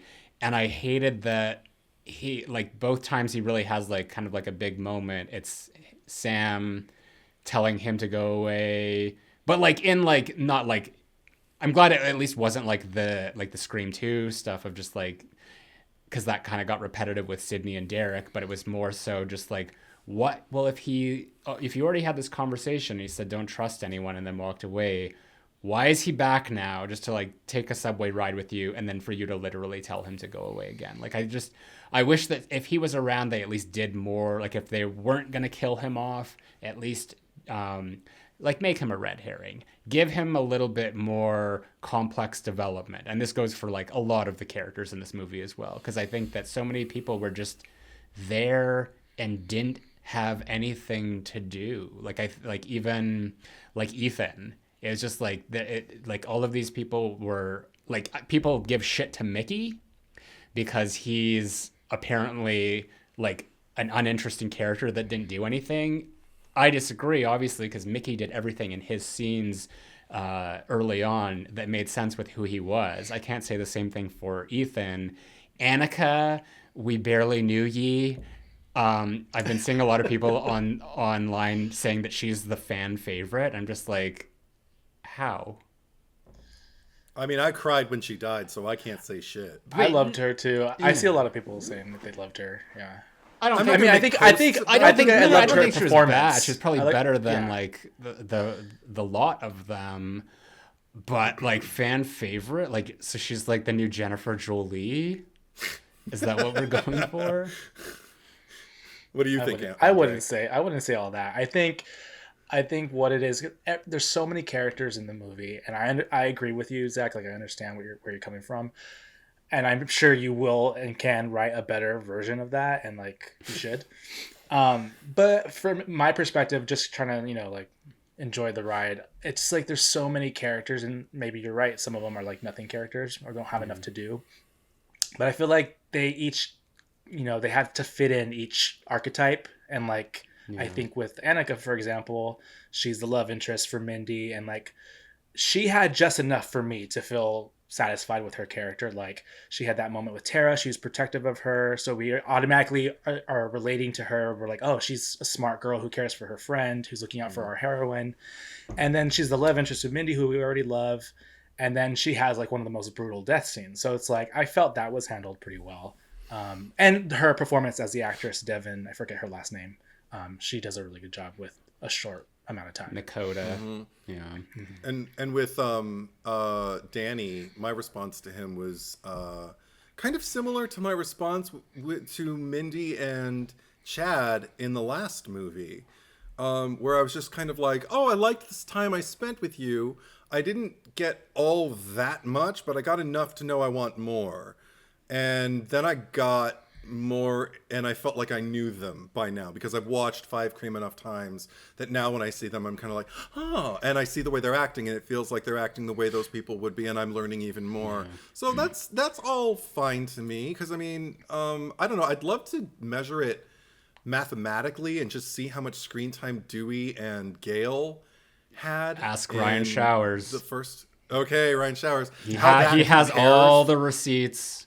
Yeah, how that, and even Randy too. Like anybody who survives the first Scream movie and goes into the second movie, and then from then on, you know, like the survivors, and just measure the screen time against this new crop of characters, particularly the core four, because they're the ones who survived. From the last one into this one. Like I just forgot that he was there. Like, because I was literally like, you know, doing my own little like analytical things, and I was writing out the cast, and I'm just like, who am I missing here? And this is so many times. This is how I'm just losing my mind because I'm. You know, my brain is too old at this point, but I just like he was the last name that I remembered each time. Like, and there was that moment of like, wait, because I just forget that he's there. But I agree, like there is like room to grow. But I think like inherently what kind of hurt a lot of the characters for me was sort of the introduction, like, you know, after the opening scene, because. And I actually clocked this as well. It takes 30 minutes for any of the characters to realize that there are any Ghostface murders going on. Like, it was like the 30-minute mark where Chad's like, come up and see this on the news. So we're spending all of that time, like, after, like, Sam and her therapy and, like, all, like, the arguments with Tara and all that, where nothing, like, we're several steps ahead of the characters. You know how I already hate that. But we're being introduced to all the characters in like outside of the context of this being a horror movie. So we're not we're not being introduced to these people as it like knowing them and how they respond to this. Like, for instance, at the beginning of Scream 2, the spectacle that happened the night before, the inciting incident at the movie theater, everyone was talking about that. Like the film class discussion came in, we're introduced to Sarah Michelle Gellar, we're introduced to Mickey, we're reintroduced to Randy, then we get like Sydney, like, you know, doing her like walking past the reporters, Gale walking onto the screen where she's just like, they're threatening to what? It's just like we were in the movie at that point. And here it's like you mentioned the like Frankie character, like I hated that. Like it's just like, you are so immaterial to everything that's happening right now that it's just like I feel like we're wasting time. It's like the thing is that we are like doing a lot of character work between the sisters. We're getting to find out a lot about them, which is great, but all of this was at the detriment of the plot and all of the supporting characters. And I feel like yeah, go ahead. In like a Wes Craven movie, and I'm not saying this to like tear down Radio Silence or the writers here, but like with Wes Craven, he streamlined all of that because, you know, we would get in like those movies, we would know so much about Sydney emotionally in like the first minute that she's on screen and know kind of where she's at in her life, what's going on. We didn't need to have 20 minutes of exposition and filler just to kind of get an idea of what's going on with her. And in that time, we still also were learning about, okay, new killer, this is like the Avengers assemble, or just like, you know, the team is all getting together. Everyone's like coming into the picture because there's a new horror movie that we're in. And I didn't get that energy here. I felt that the opening, like after the opening, it felt very flat to me. It actually seemed like Gossip Girl, like a CW kind of environment. Here we are at a party, and I think they even called like Tara T. So all we needed was like Kristen Bell to like come back as do the narration, and then they could have. And what was the shy boy, lonely boy, or whatever with Ethan? Just like they're just like, oh, and over at the Omega Kappa Beta fraternity, they're like, this is what's going on. Like, poor Sam. Someone should have told her that, you know, you're gonna get like caught on like camera, or, you know, like. I have no point of reference for Gossip Girl. It's Gossip Girl. It's literally, it's just like a fucking CW teen drama, and there's. Got that. Yeah, Sure. that's basically the show. Kristen Bell is the narrator. She's Gossip Girl, and she's basically that's all that was missing. Please don't explain it. No, that's all fair. I think that's all a fair observation if that's the way you see it. But like I said, for somebody who was starved for more time with the core four, who I didn't know was the core four yet, seeing them, all in attendance in this party and seeing them interact, finding out not only through that interaction, but seeing, I don't know, there's something about seeing them protect each other that just really, really hits for me. That is interesting. It's what I always gravitated to in any kind of sequels of horror movies where survivors reconvened or were still tight in the next movie. And if somebody tries to start some shit with them, the fact that somebody else has their back, I'm just kind of like, yeah, because that's who you are. You're the team. You got each other's back, and you're not going to let anybody mess with anybody. So the fact that like Chad is getting involved, the fact that Annika's getting involved, and that's making me like her. The fact that Danny is getting involved, but that when Sam draws a line in the sand and says, no, this is where you get off, buddy. This is where you leave, and he's just kind of like, all right. Cool. Then if you don't trust me, then don't trust anyone, and you just take care of yourself. And doesn't he say stay alive? And she says you too, or something like that, as their final goodbye before the climax and all that. All of that shit I eat up because that's what I want from my survivors. I want them to not lose sight of each other. Too often I feel like, and I can't think of an example right now because it's already going off into the small hours of the evening, but I feel like there are times where I've revisited characters in a franchise when they come back, when they pop boy back up into a sequel, where I'm kind of disappointed that they're not more agile, that they're not more, like the last movie they didn't learn anything from. They're not sharper. They're not, more protective. They're not, more cautious. They're not, whatever. I like knowing that, that life is going on, but at the same time, they're always going to have each other's backs. That's a big point for me. It's a way in. And okay, Chad and Tara, how did we feel about that? I was going to ask you guys the same thing. How did you feel? I liked it. I mean, I love Chad and I love Tara, and it didn't feel forced to me. It felt, maybe it's just the performances. I don't know. It was endearing to me, and it also gave stakes for when we think Chad dies, I liked it. What about you, Zach? I didn't hate it. But the problem though is that because Tara had no interaction with any of those characters, like her only interactions were with Sam and Amber and Richie, and like Sydney and Gale in the last movie. So I kind of knew, like, going into this, that they're gonna have to kind of hit the reset button on Tara in a way of just like, what are her relationships to these people? Because these were her actual friends. They were the friend group that was discussed about, but we literally, the only time we saw them together was in the hospital, which I don't even think they were in the same frame, because remember, Sam came in the room and then it showed all of them, and then looked over at Tara, and then Amber's like, I think we should give her some space, and they're like, yeah, right, let's go.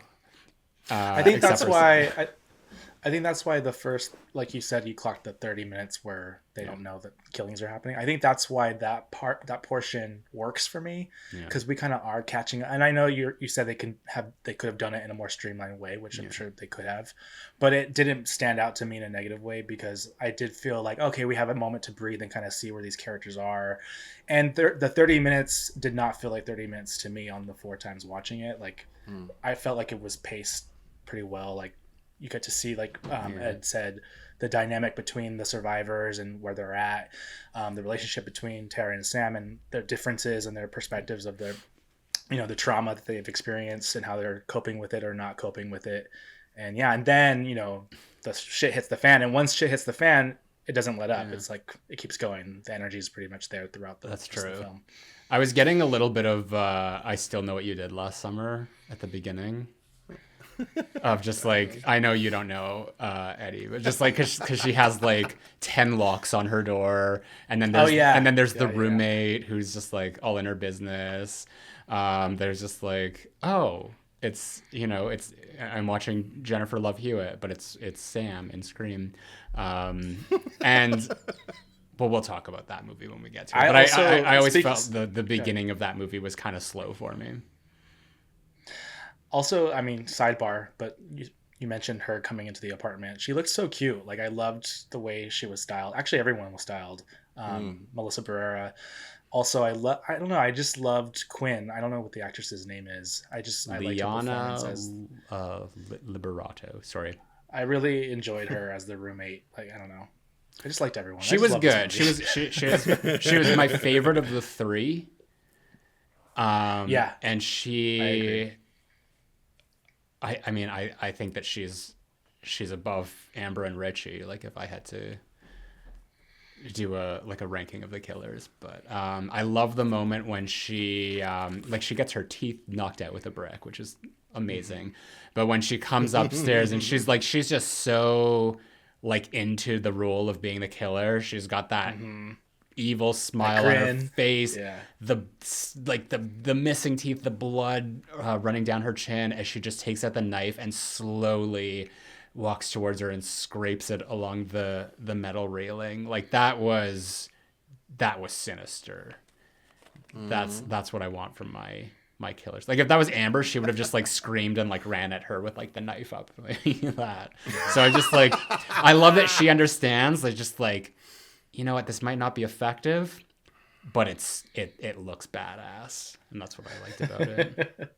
Also, I think Quinn indirectly, it's not her laugh, but hers was the face that was on screen, and it was in reference to her. She was kind of the reason it was happening, but she got kind of the biggest laugh up till that moment, I think, where we're establishing who she is and the fact that she's in there. And I think Sam says, like, so are you in there with Paul? He's just like, who the fuck is Paul?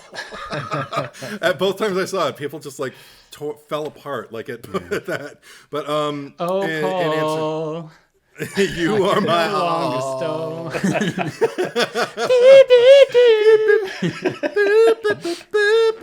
But Nancy Loomis is getting a lot of airtime in this episode. Yeah, totally. But I gotta say, as far as the Chad and Tara thing, like, I don't know, I didn't have a problem just kind of reminding myself as I was watching the movie, because at first I was just kind of like, wait, is Chad? Are Chad and Tara the same age? Oh, they were, because Sam babysat him. So, and they all went to go visit her when she got stabbed. So really, they're her friends. This is her friend group. Mm-hmm. Okay, cool. For some reason I kept thinking they were Sam's friend group, because maybe it's just because Jenna Ortega is so short. I just kind of, and because she has such that like little sister quality to me personally, like it inspires like a big brother reaction. I just want to protect her and make sure that she's safe. So everybody else is like taller than her, so and they all seem to be like eye to eye with Melissa Barrera.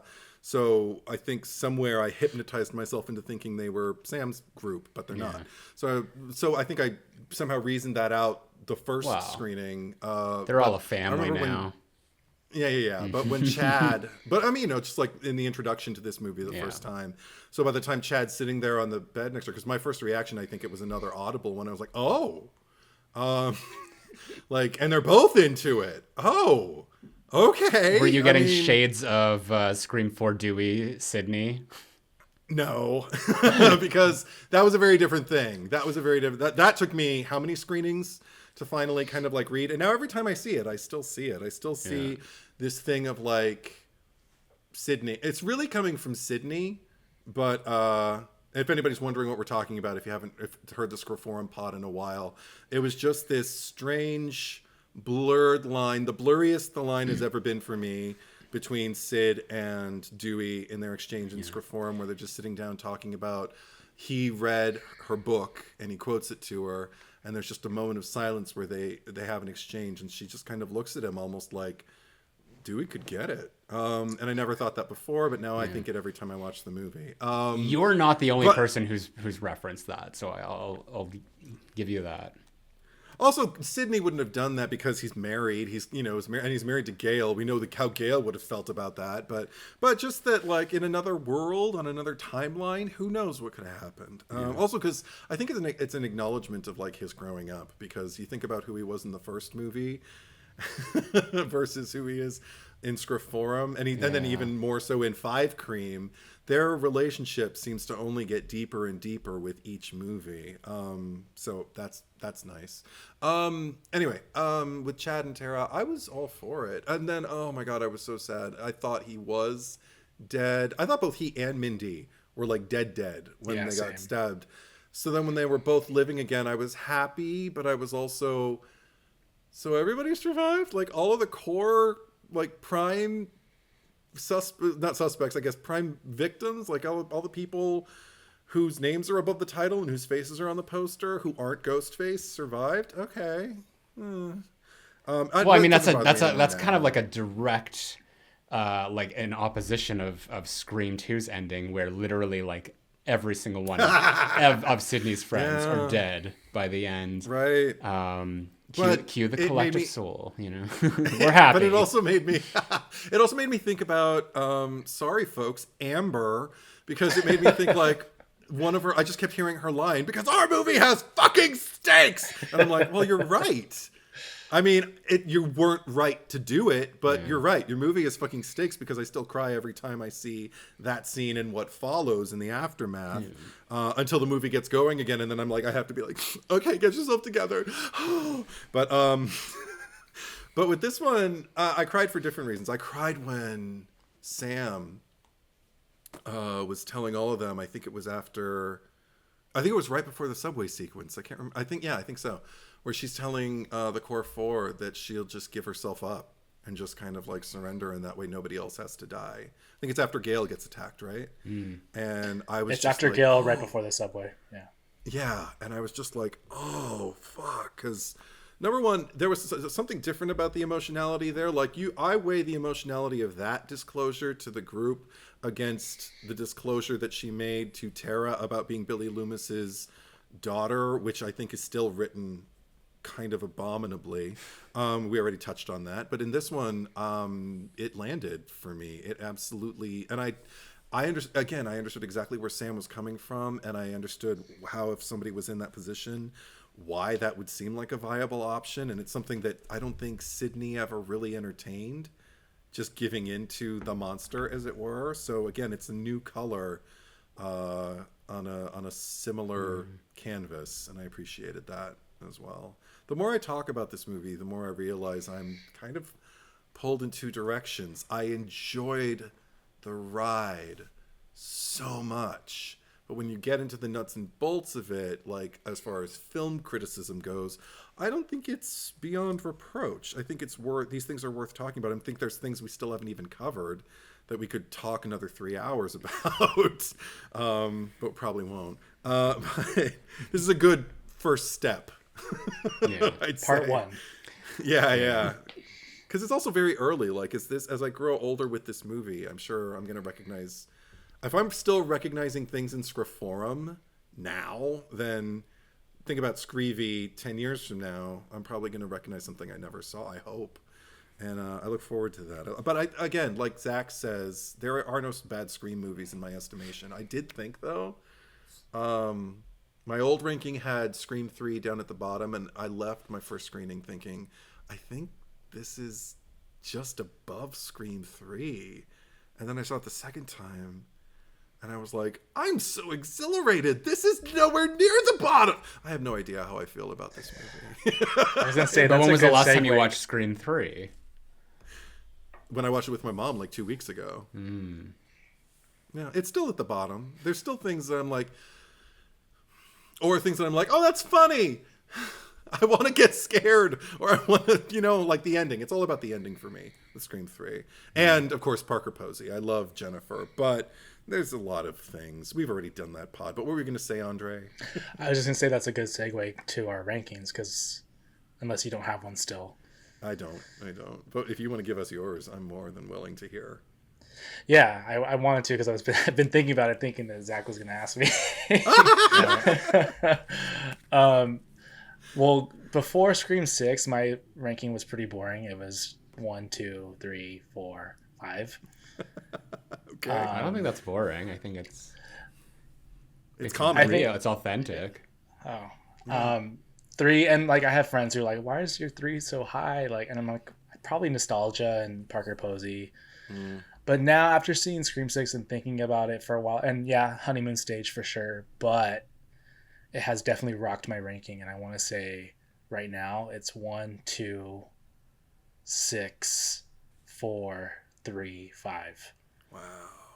I was surprised to go onto my social media after my first screening of this one and see how many people were the opening weekend. It just seemed like accolade after accolade. People were saying the best sequel of the series. And I'm like, what? Because I was thinking here it's like the second lowest on my ranking after the first viewing. And I've just, everybody going on. There was one person who posted a tweet from @BrittanyVinyl. Gale and Kirby are legacy characters finally done right. They relied on nostalgia, but for good reason and with purpose. Gale and Kirby both had a purpose. They weren't shoehorned in. They totally bounced off each other, giving Gale and Jennifer's energy all over again. And I read that. I took a screenshot of it because I was like, I couldn't agree less. But that doesn't mean they're wrong. Like, that's just what their takeaway was. Yeah. It's always so interesting just to hear anyone's perception of things. But I think the thing that is important here is that nobody has I mean, like, there has been like negativity and just like people being like, I don't love this. And, I've been critical of certain things myself, but I haven't seen a lot of people stepping away from this, say like they did with Halloween Kills, where they're just like, well, that was an abomination, or just like, wow, they could not have like fucked that up more. So I mean, even if there is like criticisms to Scream 6, I don't think anyone, or at least there isn't like a major percentage of fans that are walking away from it being like, oh, how could they have gone so wrong? So that's a testament to this franchise and how it just like continues to endure, because there's still like, there's no bad apples. And I mean, if I had to see, I don't feel like fair ranking anything right now because it's been a while since.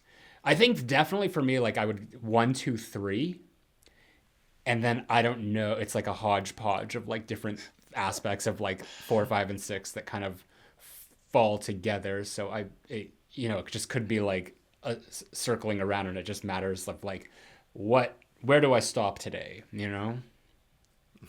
I agree with that. Yeah. And I just have an absolute identity crisis with this franchise now, because I don't know what I turn to it for. I just know as long as they keep making movies, I'm going to keep going and seeing them. And I can't ever, I think for the first time in a long time, I've had it kind of like reiterated to me, like, you don't know how you feel about a movie after the first time you see it. There might be exceptions to that rule. There are movies that I've revisited and been like, I was right the first time, but I've been glad for the opportunity to revisit it and go, okay, apparently I was right the first time. But then it's nice because it's a fun gamble to return and kind of go like, you forgot about all the things that worked. I even did that with fucking Halloween Ends. When I went back and watched it again, I was like, oh yeah, this opened strong for me. And it stayed strong for a long time until it didn't. And then, then it just started circling the drain, and then it was gone, and it was in the sewers. And I was gliding with it, waiting for the credits to roll, because then I didn't have to be in the sewers anymore. The cinematic sewers I'm talking about, anyway. But yeah, I look forward to more time with this one and knowing what my fucking ranking is someday. I'm glad that we didn't pressure you. Yeah. No peer All pressure. right. Do we have any final thoughts before we move on to the cherry picker? I'm good. I'm as good as Andre. Okay, let's get to the cherry picker. It's not like we kill people. On purpose. All right, first order of business, we need to choose a cherry on top for Screevy, Scream 6. I haven't heard anyone call it Screevy other than us. I don't think it caught on. I don't care. I think we're all on the same page for the cherry on top. Sam? Yeah. Totally. All right. Absolutely. 100%. 100. Absolutely. Even more so when she's like assumed her like ultimate form of just like she's like an honorary Ghostface at this point. Like she's more Ghostface killer to me than Jason or Greg. She'd really appreciate hearing that too. Oh, she would love that. All right, so she is our cherry on top. I love that. Yes. That's great. And big cheers to Melissa Barrera.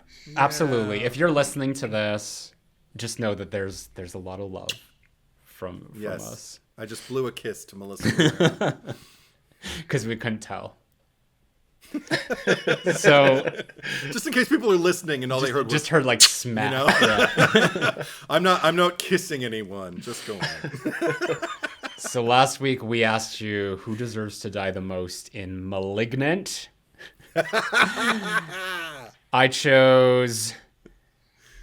I don't even have their. I didn't write the name. Derek Mitchell. You chose Madison Mitchell. Yes. And across Patreon, Instagram, and YouTube, the vote came to 884 for Derek versus 145 for Madison. Oh my god, I love all 145 of you. I hope every one of you left comments. That is hilarious. I want to know. Read, please. Jan Pasco. I was not expecting this picks, but I would never pick Madison, so I guess Derek it is. That said, I can't wait to hear the reasons. Love the pod. I got a lot of that. Amethyst Frost. Oh, we already. I mentioned him earlier, or her. Between these two, obviously Derek. Although I know Eddie picking Madison was more of a mischievous experiment. I was actually pretty annoyed by the two cops since they were both useless. Kakoa saw Gabriel jumping down the stairwells and said nothing about how weird that was to Moss. And then Moss got one slash at the end and turned to Kakoa, who was also hurt and was like, "You got this. Good luck. Have fun." With how many people Gabriel was wiping out in Act 3, he should have taken them too. Luke does stuff. Can't wait to hear the argument against Madison. Rob Rangel. I feel like I've come to expect Eddie to choose people for the cherry picker for a nitpick. Laugh my ass off. Curious what was the reasoning for Madison, but like Eddie says, choose your heart and choose your conscience.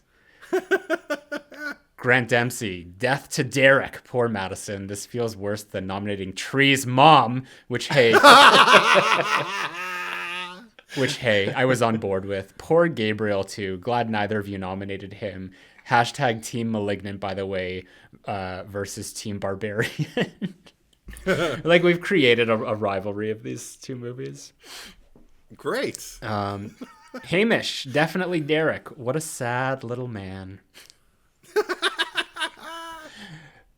Taya, I'd understand picking Madison's sister, but Madison? Oh, I know you're okay. protective of her. I have an amendment. I have an amendment too that I'll add at the end of all this. But Okay. because I had some time to think about it, and I have more reasons to pick Madison now. Okay. Go on. Movie Maniac 03. I'm going with Derek. Been a minute since I saw this movie, but I think I remember liking Madison, but the actress was in Peaky Blinders, and I love that show. So yeah, I'm going to go with Derek to die. Silent Saturn. Yes, Eddie. The orphan offspring of sexual assault who grew up as a lab rat, had multiple miscarriages, and suffered years-long abuse by her husband, all the while being tormented by her parasitic twin who has her believe she's crazy, really should just off herself for the well-being of everyone else. And they say compassion is dead. My vote goes to Derek for obvious reasons. I mean, it's a fictitious character. I would never feel this way about an actual person. Go on. That's why we say, but not really. Yeah. Well, we try to. I try to. Most of the time. We're always there. We're always there to remind you. It's not like and we edit kill around people on purpose. Sean P. Why Madison? Is it because she took forever to fight back? Sorry, I'm not a Patreon supporter, so I do not have access to the pod just yet. Personally, I wished that obnoxious detective Regina would get the axe. My vote ultimately goes to Derek because people like him unfortunately exist in real life and we could do with fewer of them. I actually liked this movie. It didn't have a sad ending like a lot of horror films. Can't wait to see the pod. What? All right. Yeah.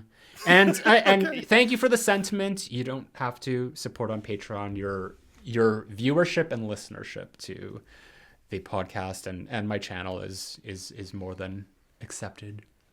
Absolutely. And welcome. Thank you. Sucked, says Derek, because I want a direct basket case requel featuring Madison and her twin. I've never seen that, so I'm not basket case. I've never seen it. Oh, the basket case movie. Okay. Yeah. Okay. No. I am Solomon. I'm very curious to why Madison, LOL. Oh, here's your bestie, John Carlos McMaster. Well, Derek is a monster. I was prepared to tease Eddie for picking Madison just because she gets on his nerves. But I myself would pick someone for the picker if they bugged me too. Having said that, I voted Derek. F him. Hyper Hydra. Why the fuck did Maddie deserve to die? Is it because Gabriel was med at her because he wanted a better body? Okay, wow. Blueberry. No. Technically, she's literally a murderer, so I don't know. Sukiyaki Akari. Derek, based on everyone else's thoughts. Wolfgang Oshman. I know it's an unpopular opinion to some, but I absolutely disliked this movie. I went to see it with an old coworker and a friend of his, and we went in hoping it was good. Next thing we knew, we were trashing on the movie while watching it, which is something I never do at a movie theater. The theater was basically empty, and I worked there, so I didn't really care. But due to poor acting, writing, and effects, I walked out wanting my money back, even though I saw it for free. Oh, wow. Damn. And finally, Blue Box 87. I don't remember much about this movie. That tries way too hard to be campy, but I picked Madison because of that wig. Oh, but then we'd have to choose Judy Greer for Jawbreaker or for Fern Mayo, and I can't do that. But Fern fucking Mayo. Yeah. No, the only thing that occurred to me was because when you asked me what clip I wanted for Maddie in the Instagram poll. Right. And I said just put the one where she tells Sydney she's adopted, and then the Sting music covenants and everything. And so I got to watch it again, and I realized that's another thing that bothers me about her is the fact that like she's sitting there telling her incredibly supportive adoptive sister that all her life she's craved a blood connection with someone. And the fact that she has someone who is so incredibly there and willing to provide her with all the support that she can, and so incredibly present, like it just makes me think like there are people who have blood relatives who don't have that kind of support, who don't have that kind of bond. And the fact that I'm watching a grown woman still kind of like live in this fairy tale fantasy that if only she had a blood relation to someone, it might solve some kind of problem in her. Because guess what? She has a fucking blood relation to fucking Gabriel, her parasitic twin, who is ate 3 of her pregnancies. So fuck blood relatives. Like, and not all of them. I mean, I love my blood relatives for the most part, but let's put it this way. I love about half of them.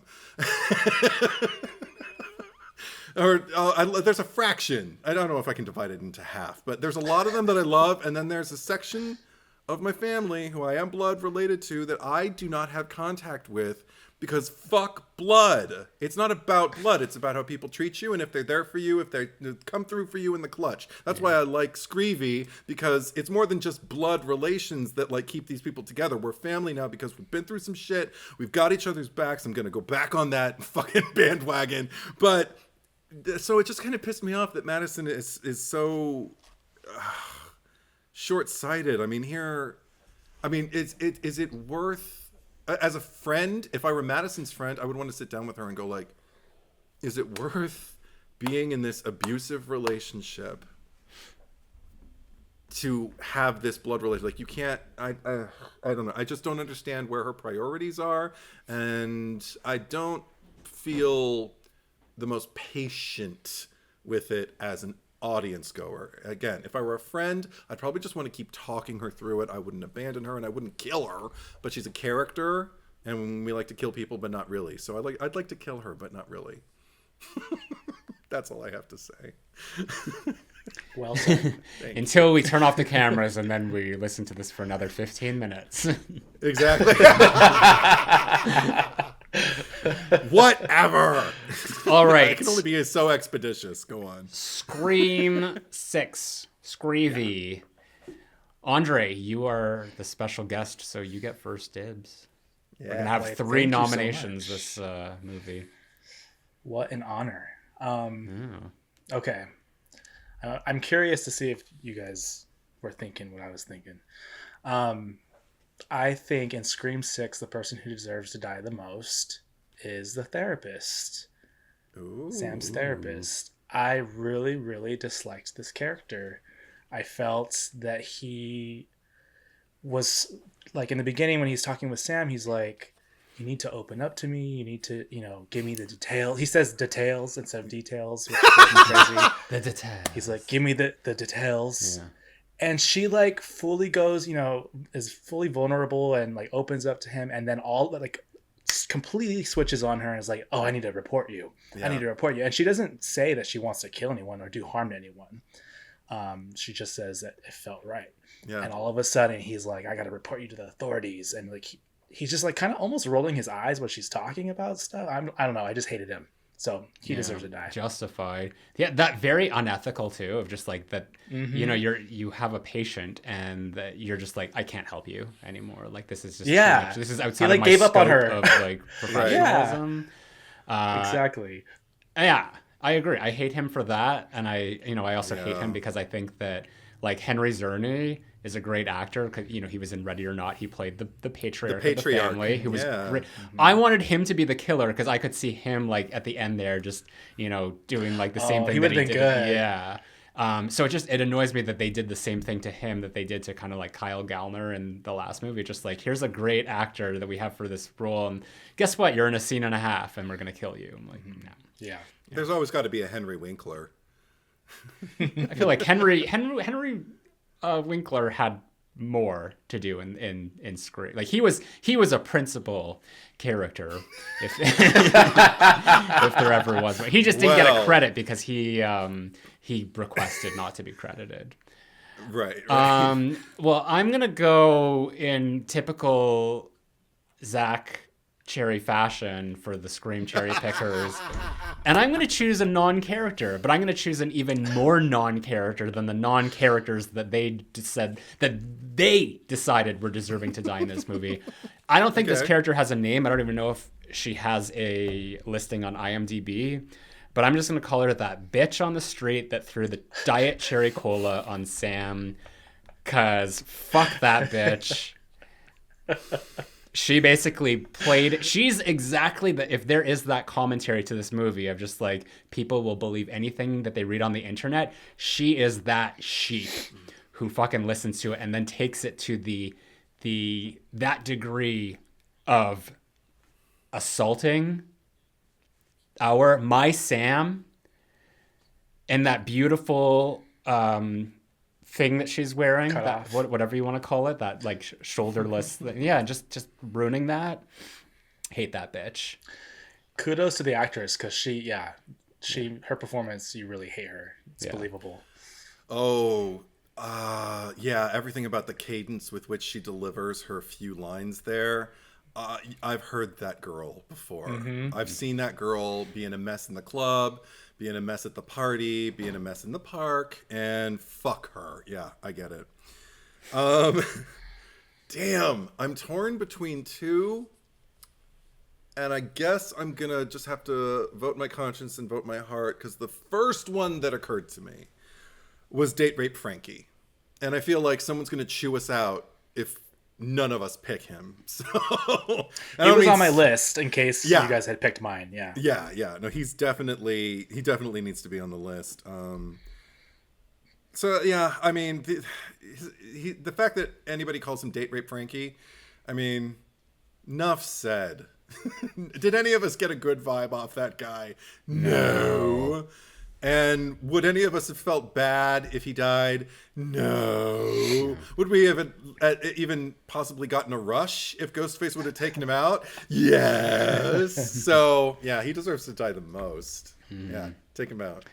Although my sister's a therapist and she shares Andre's arguments, she sat there and was just like, that is no, and she after the movie was over, that was the first thing out of her mouth. She was just like, there is no reason for you to report when somebody tells you something they've been through. They're not planning anything that they're gonna. She just got all. I love that she sat. That was like the beginning of the movie, and she sat there for like the next 100 she's minutes. A therapist, so that was shit like, gets under her that's skin. all. The whole, she didn't even watch the movie. She was just like, her blood was boiling.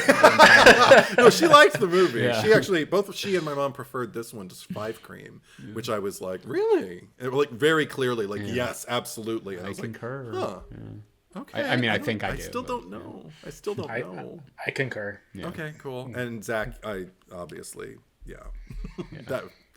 that bitch. I looked. They're all I looked bitches. I looked. All of our choices are bitches. There's a credit for Angry Woman. So It's gotta be her. It's gotta be her. I'm assuming it's her because like I don't remember any other angry women, and she's kind of like she's right after there's like a frat party girl and a frat dude, and then that. So if it's like chronological, sometimes it is. Yeah. I think that she's angry woman. Okay. I don't see any other.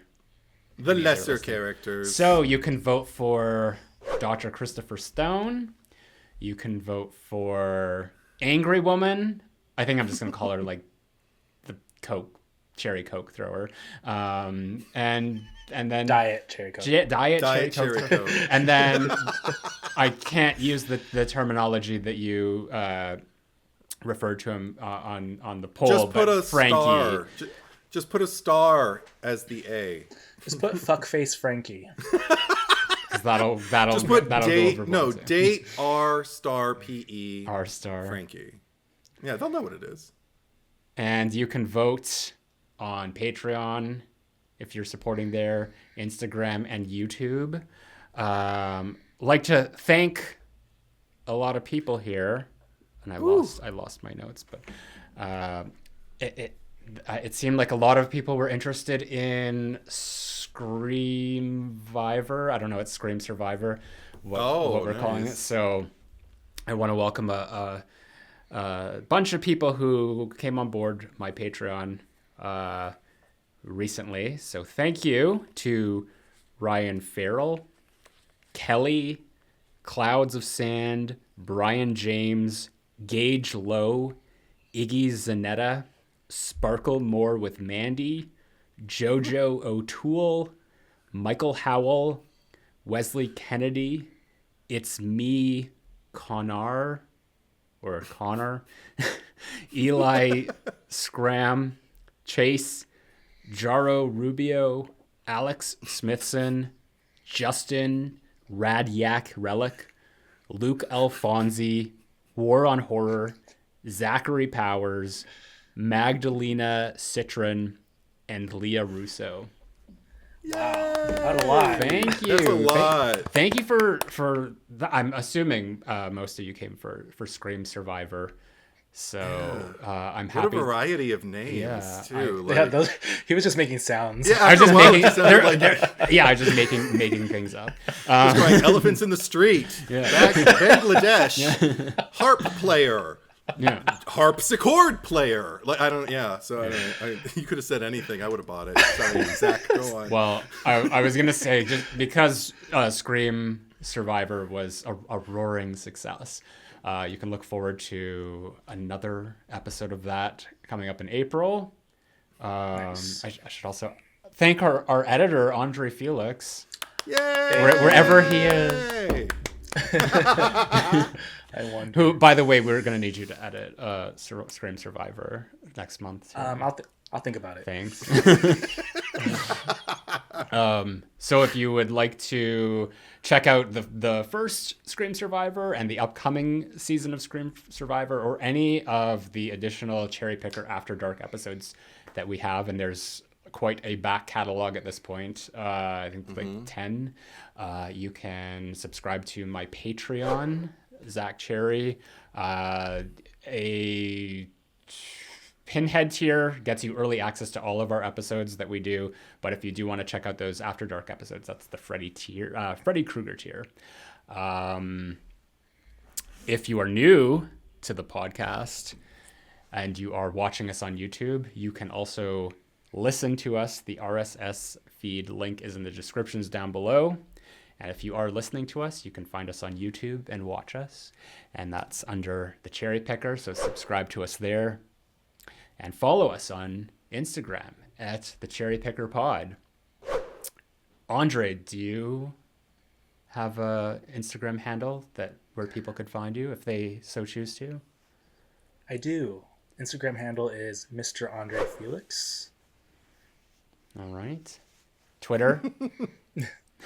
No Twitter. No Twitter. Yay. Twitter is toxic. Twitter is toxic. Abandon Twitter. No more Twitter. It's sinister. Twitter. I don't know why. I don't know why either, but where can they find you, Edward? You can find, well, Zach, I'm so glad you asked. If you're looking for me on YouTube or Instagram or Letterboxd, you can find me at Edward is Truth, all one word, traditional spelling. How about you, Zack Cherry? Thanks for reminding me about Letterboxd. You can find me on Letterboxd, Zack Cherry. There's 2 accounts. One of them, I don't know how it's there or how to get rid of it, but just look for the one that's more recent and up to date. You can also find me on YouTube on my main channel, Zack Cherry. You can also find the links to our separate channels if you're on the YouTube. They're in the channel section. And then I'm on Instagram at RetroBitchface and Twitter at ZackCherry8. It always makes me giggle. I don't know why. Because I have to try to remember everything that we're...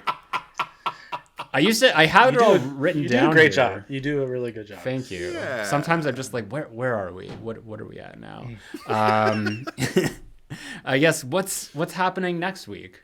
That's the... Good question, Zach. What is happening next week? I didn't tell you because it's a new month. Yeah. Well, I guess I'm the one that says, well, maybe I'll turn the tables on you and I'll play a game. Well, it's the one where it's the 4th one, but it's also kind of like the new one, or just like the remake. Candyman? No. Nope. Okay, no. Okay. It's there's chainsaws. And there's... Chainsaw the Next Generation? Evil Dead.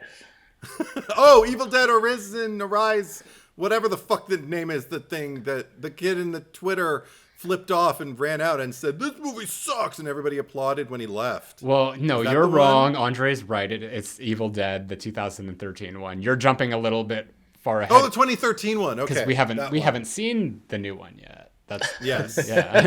That's not out. No, I don't remember. I know what you're talking about. I saw the clip of the guy being like, "This movie fucking sucks." Yeah, fuck that guy. Don't be that guy. Anyway. What an unfortunate soul. Yeah, anyway, say that again. That's all we got for you today. Thank you for watching. Thank you for listening. Thank you to Andre for being a guest this time as well. Thanks for having me. I had fun. Yay! Our pleasure. And we will be right back.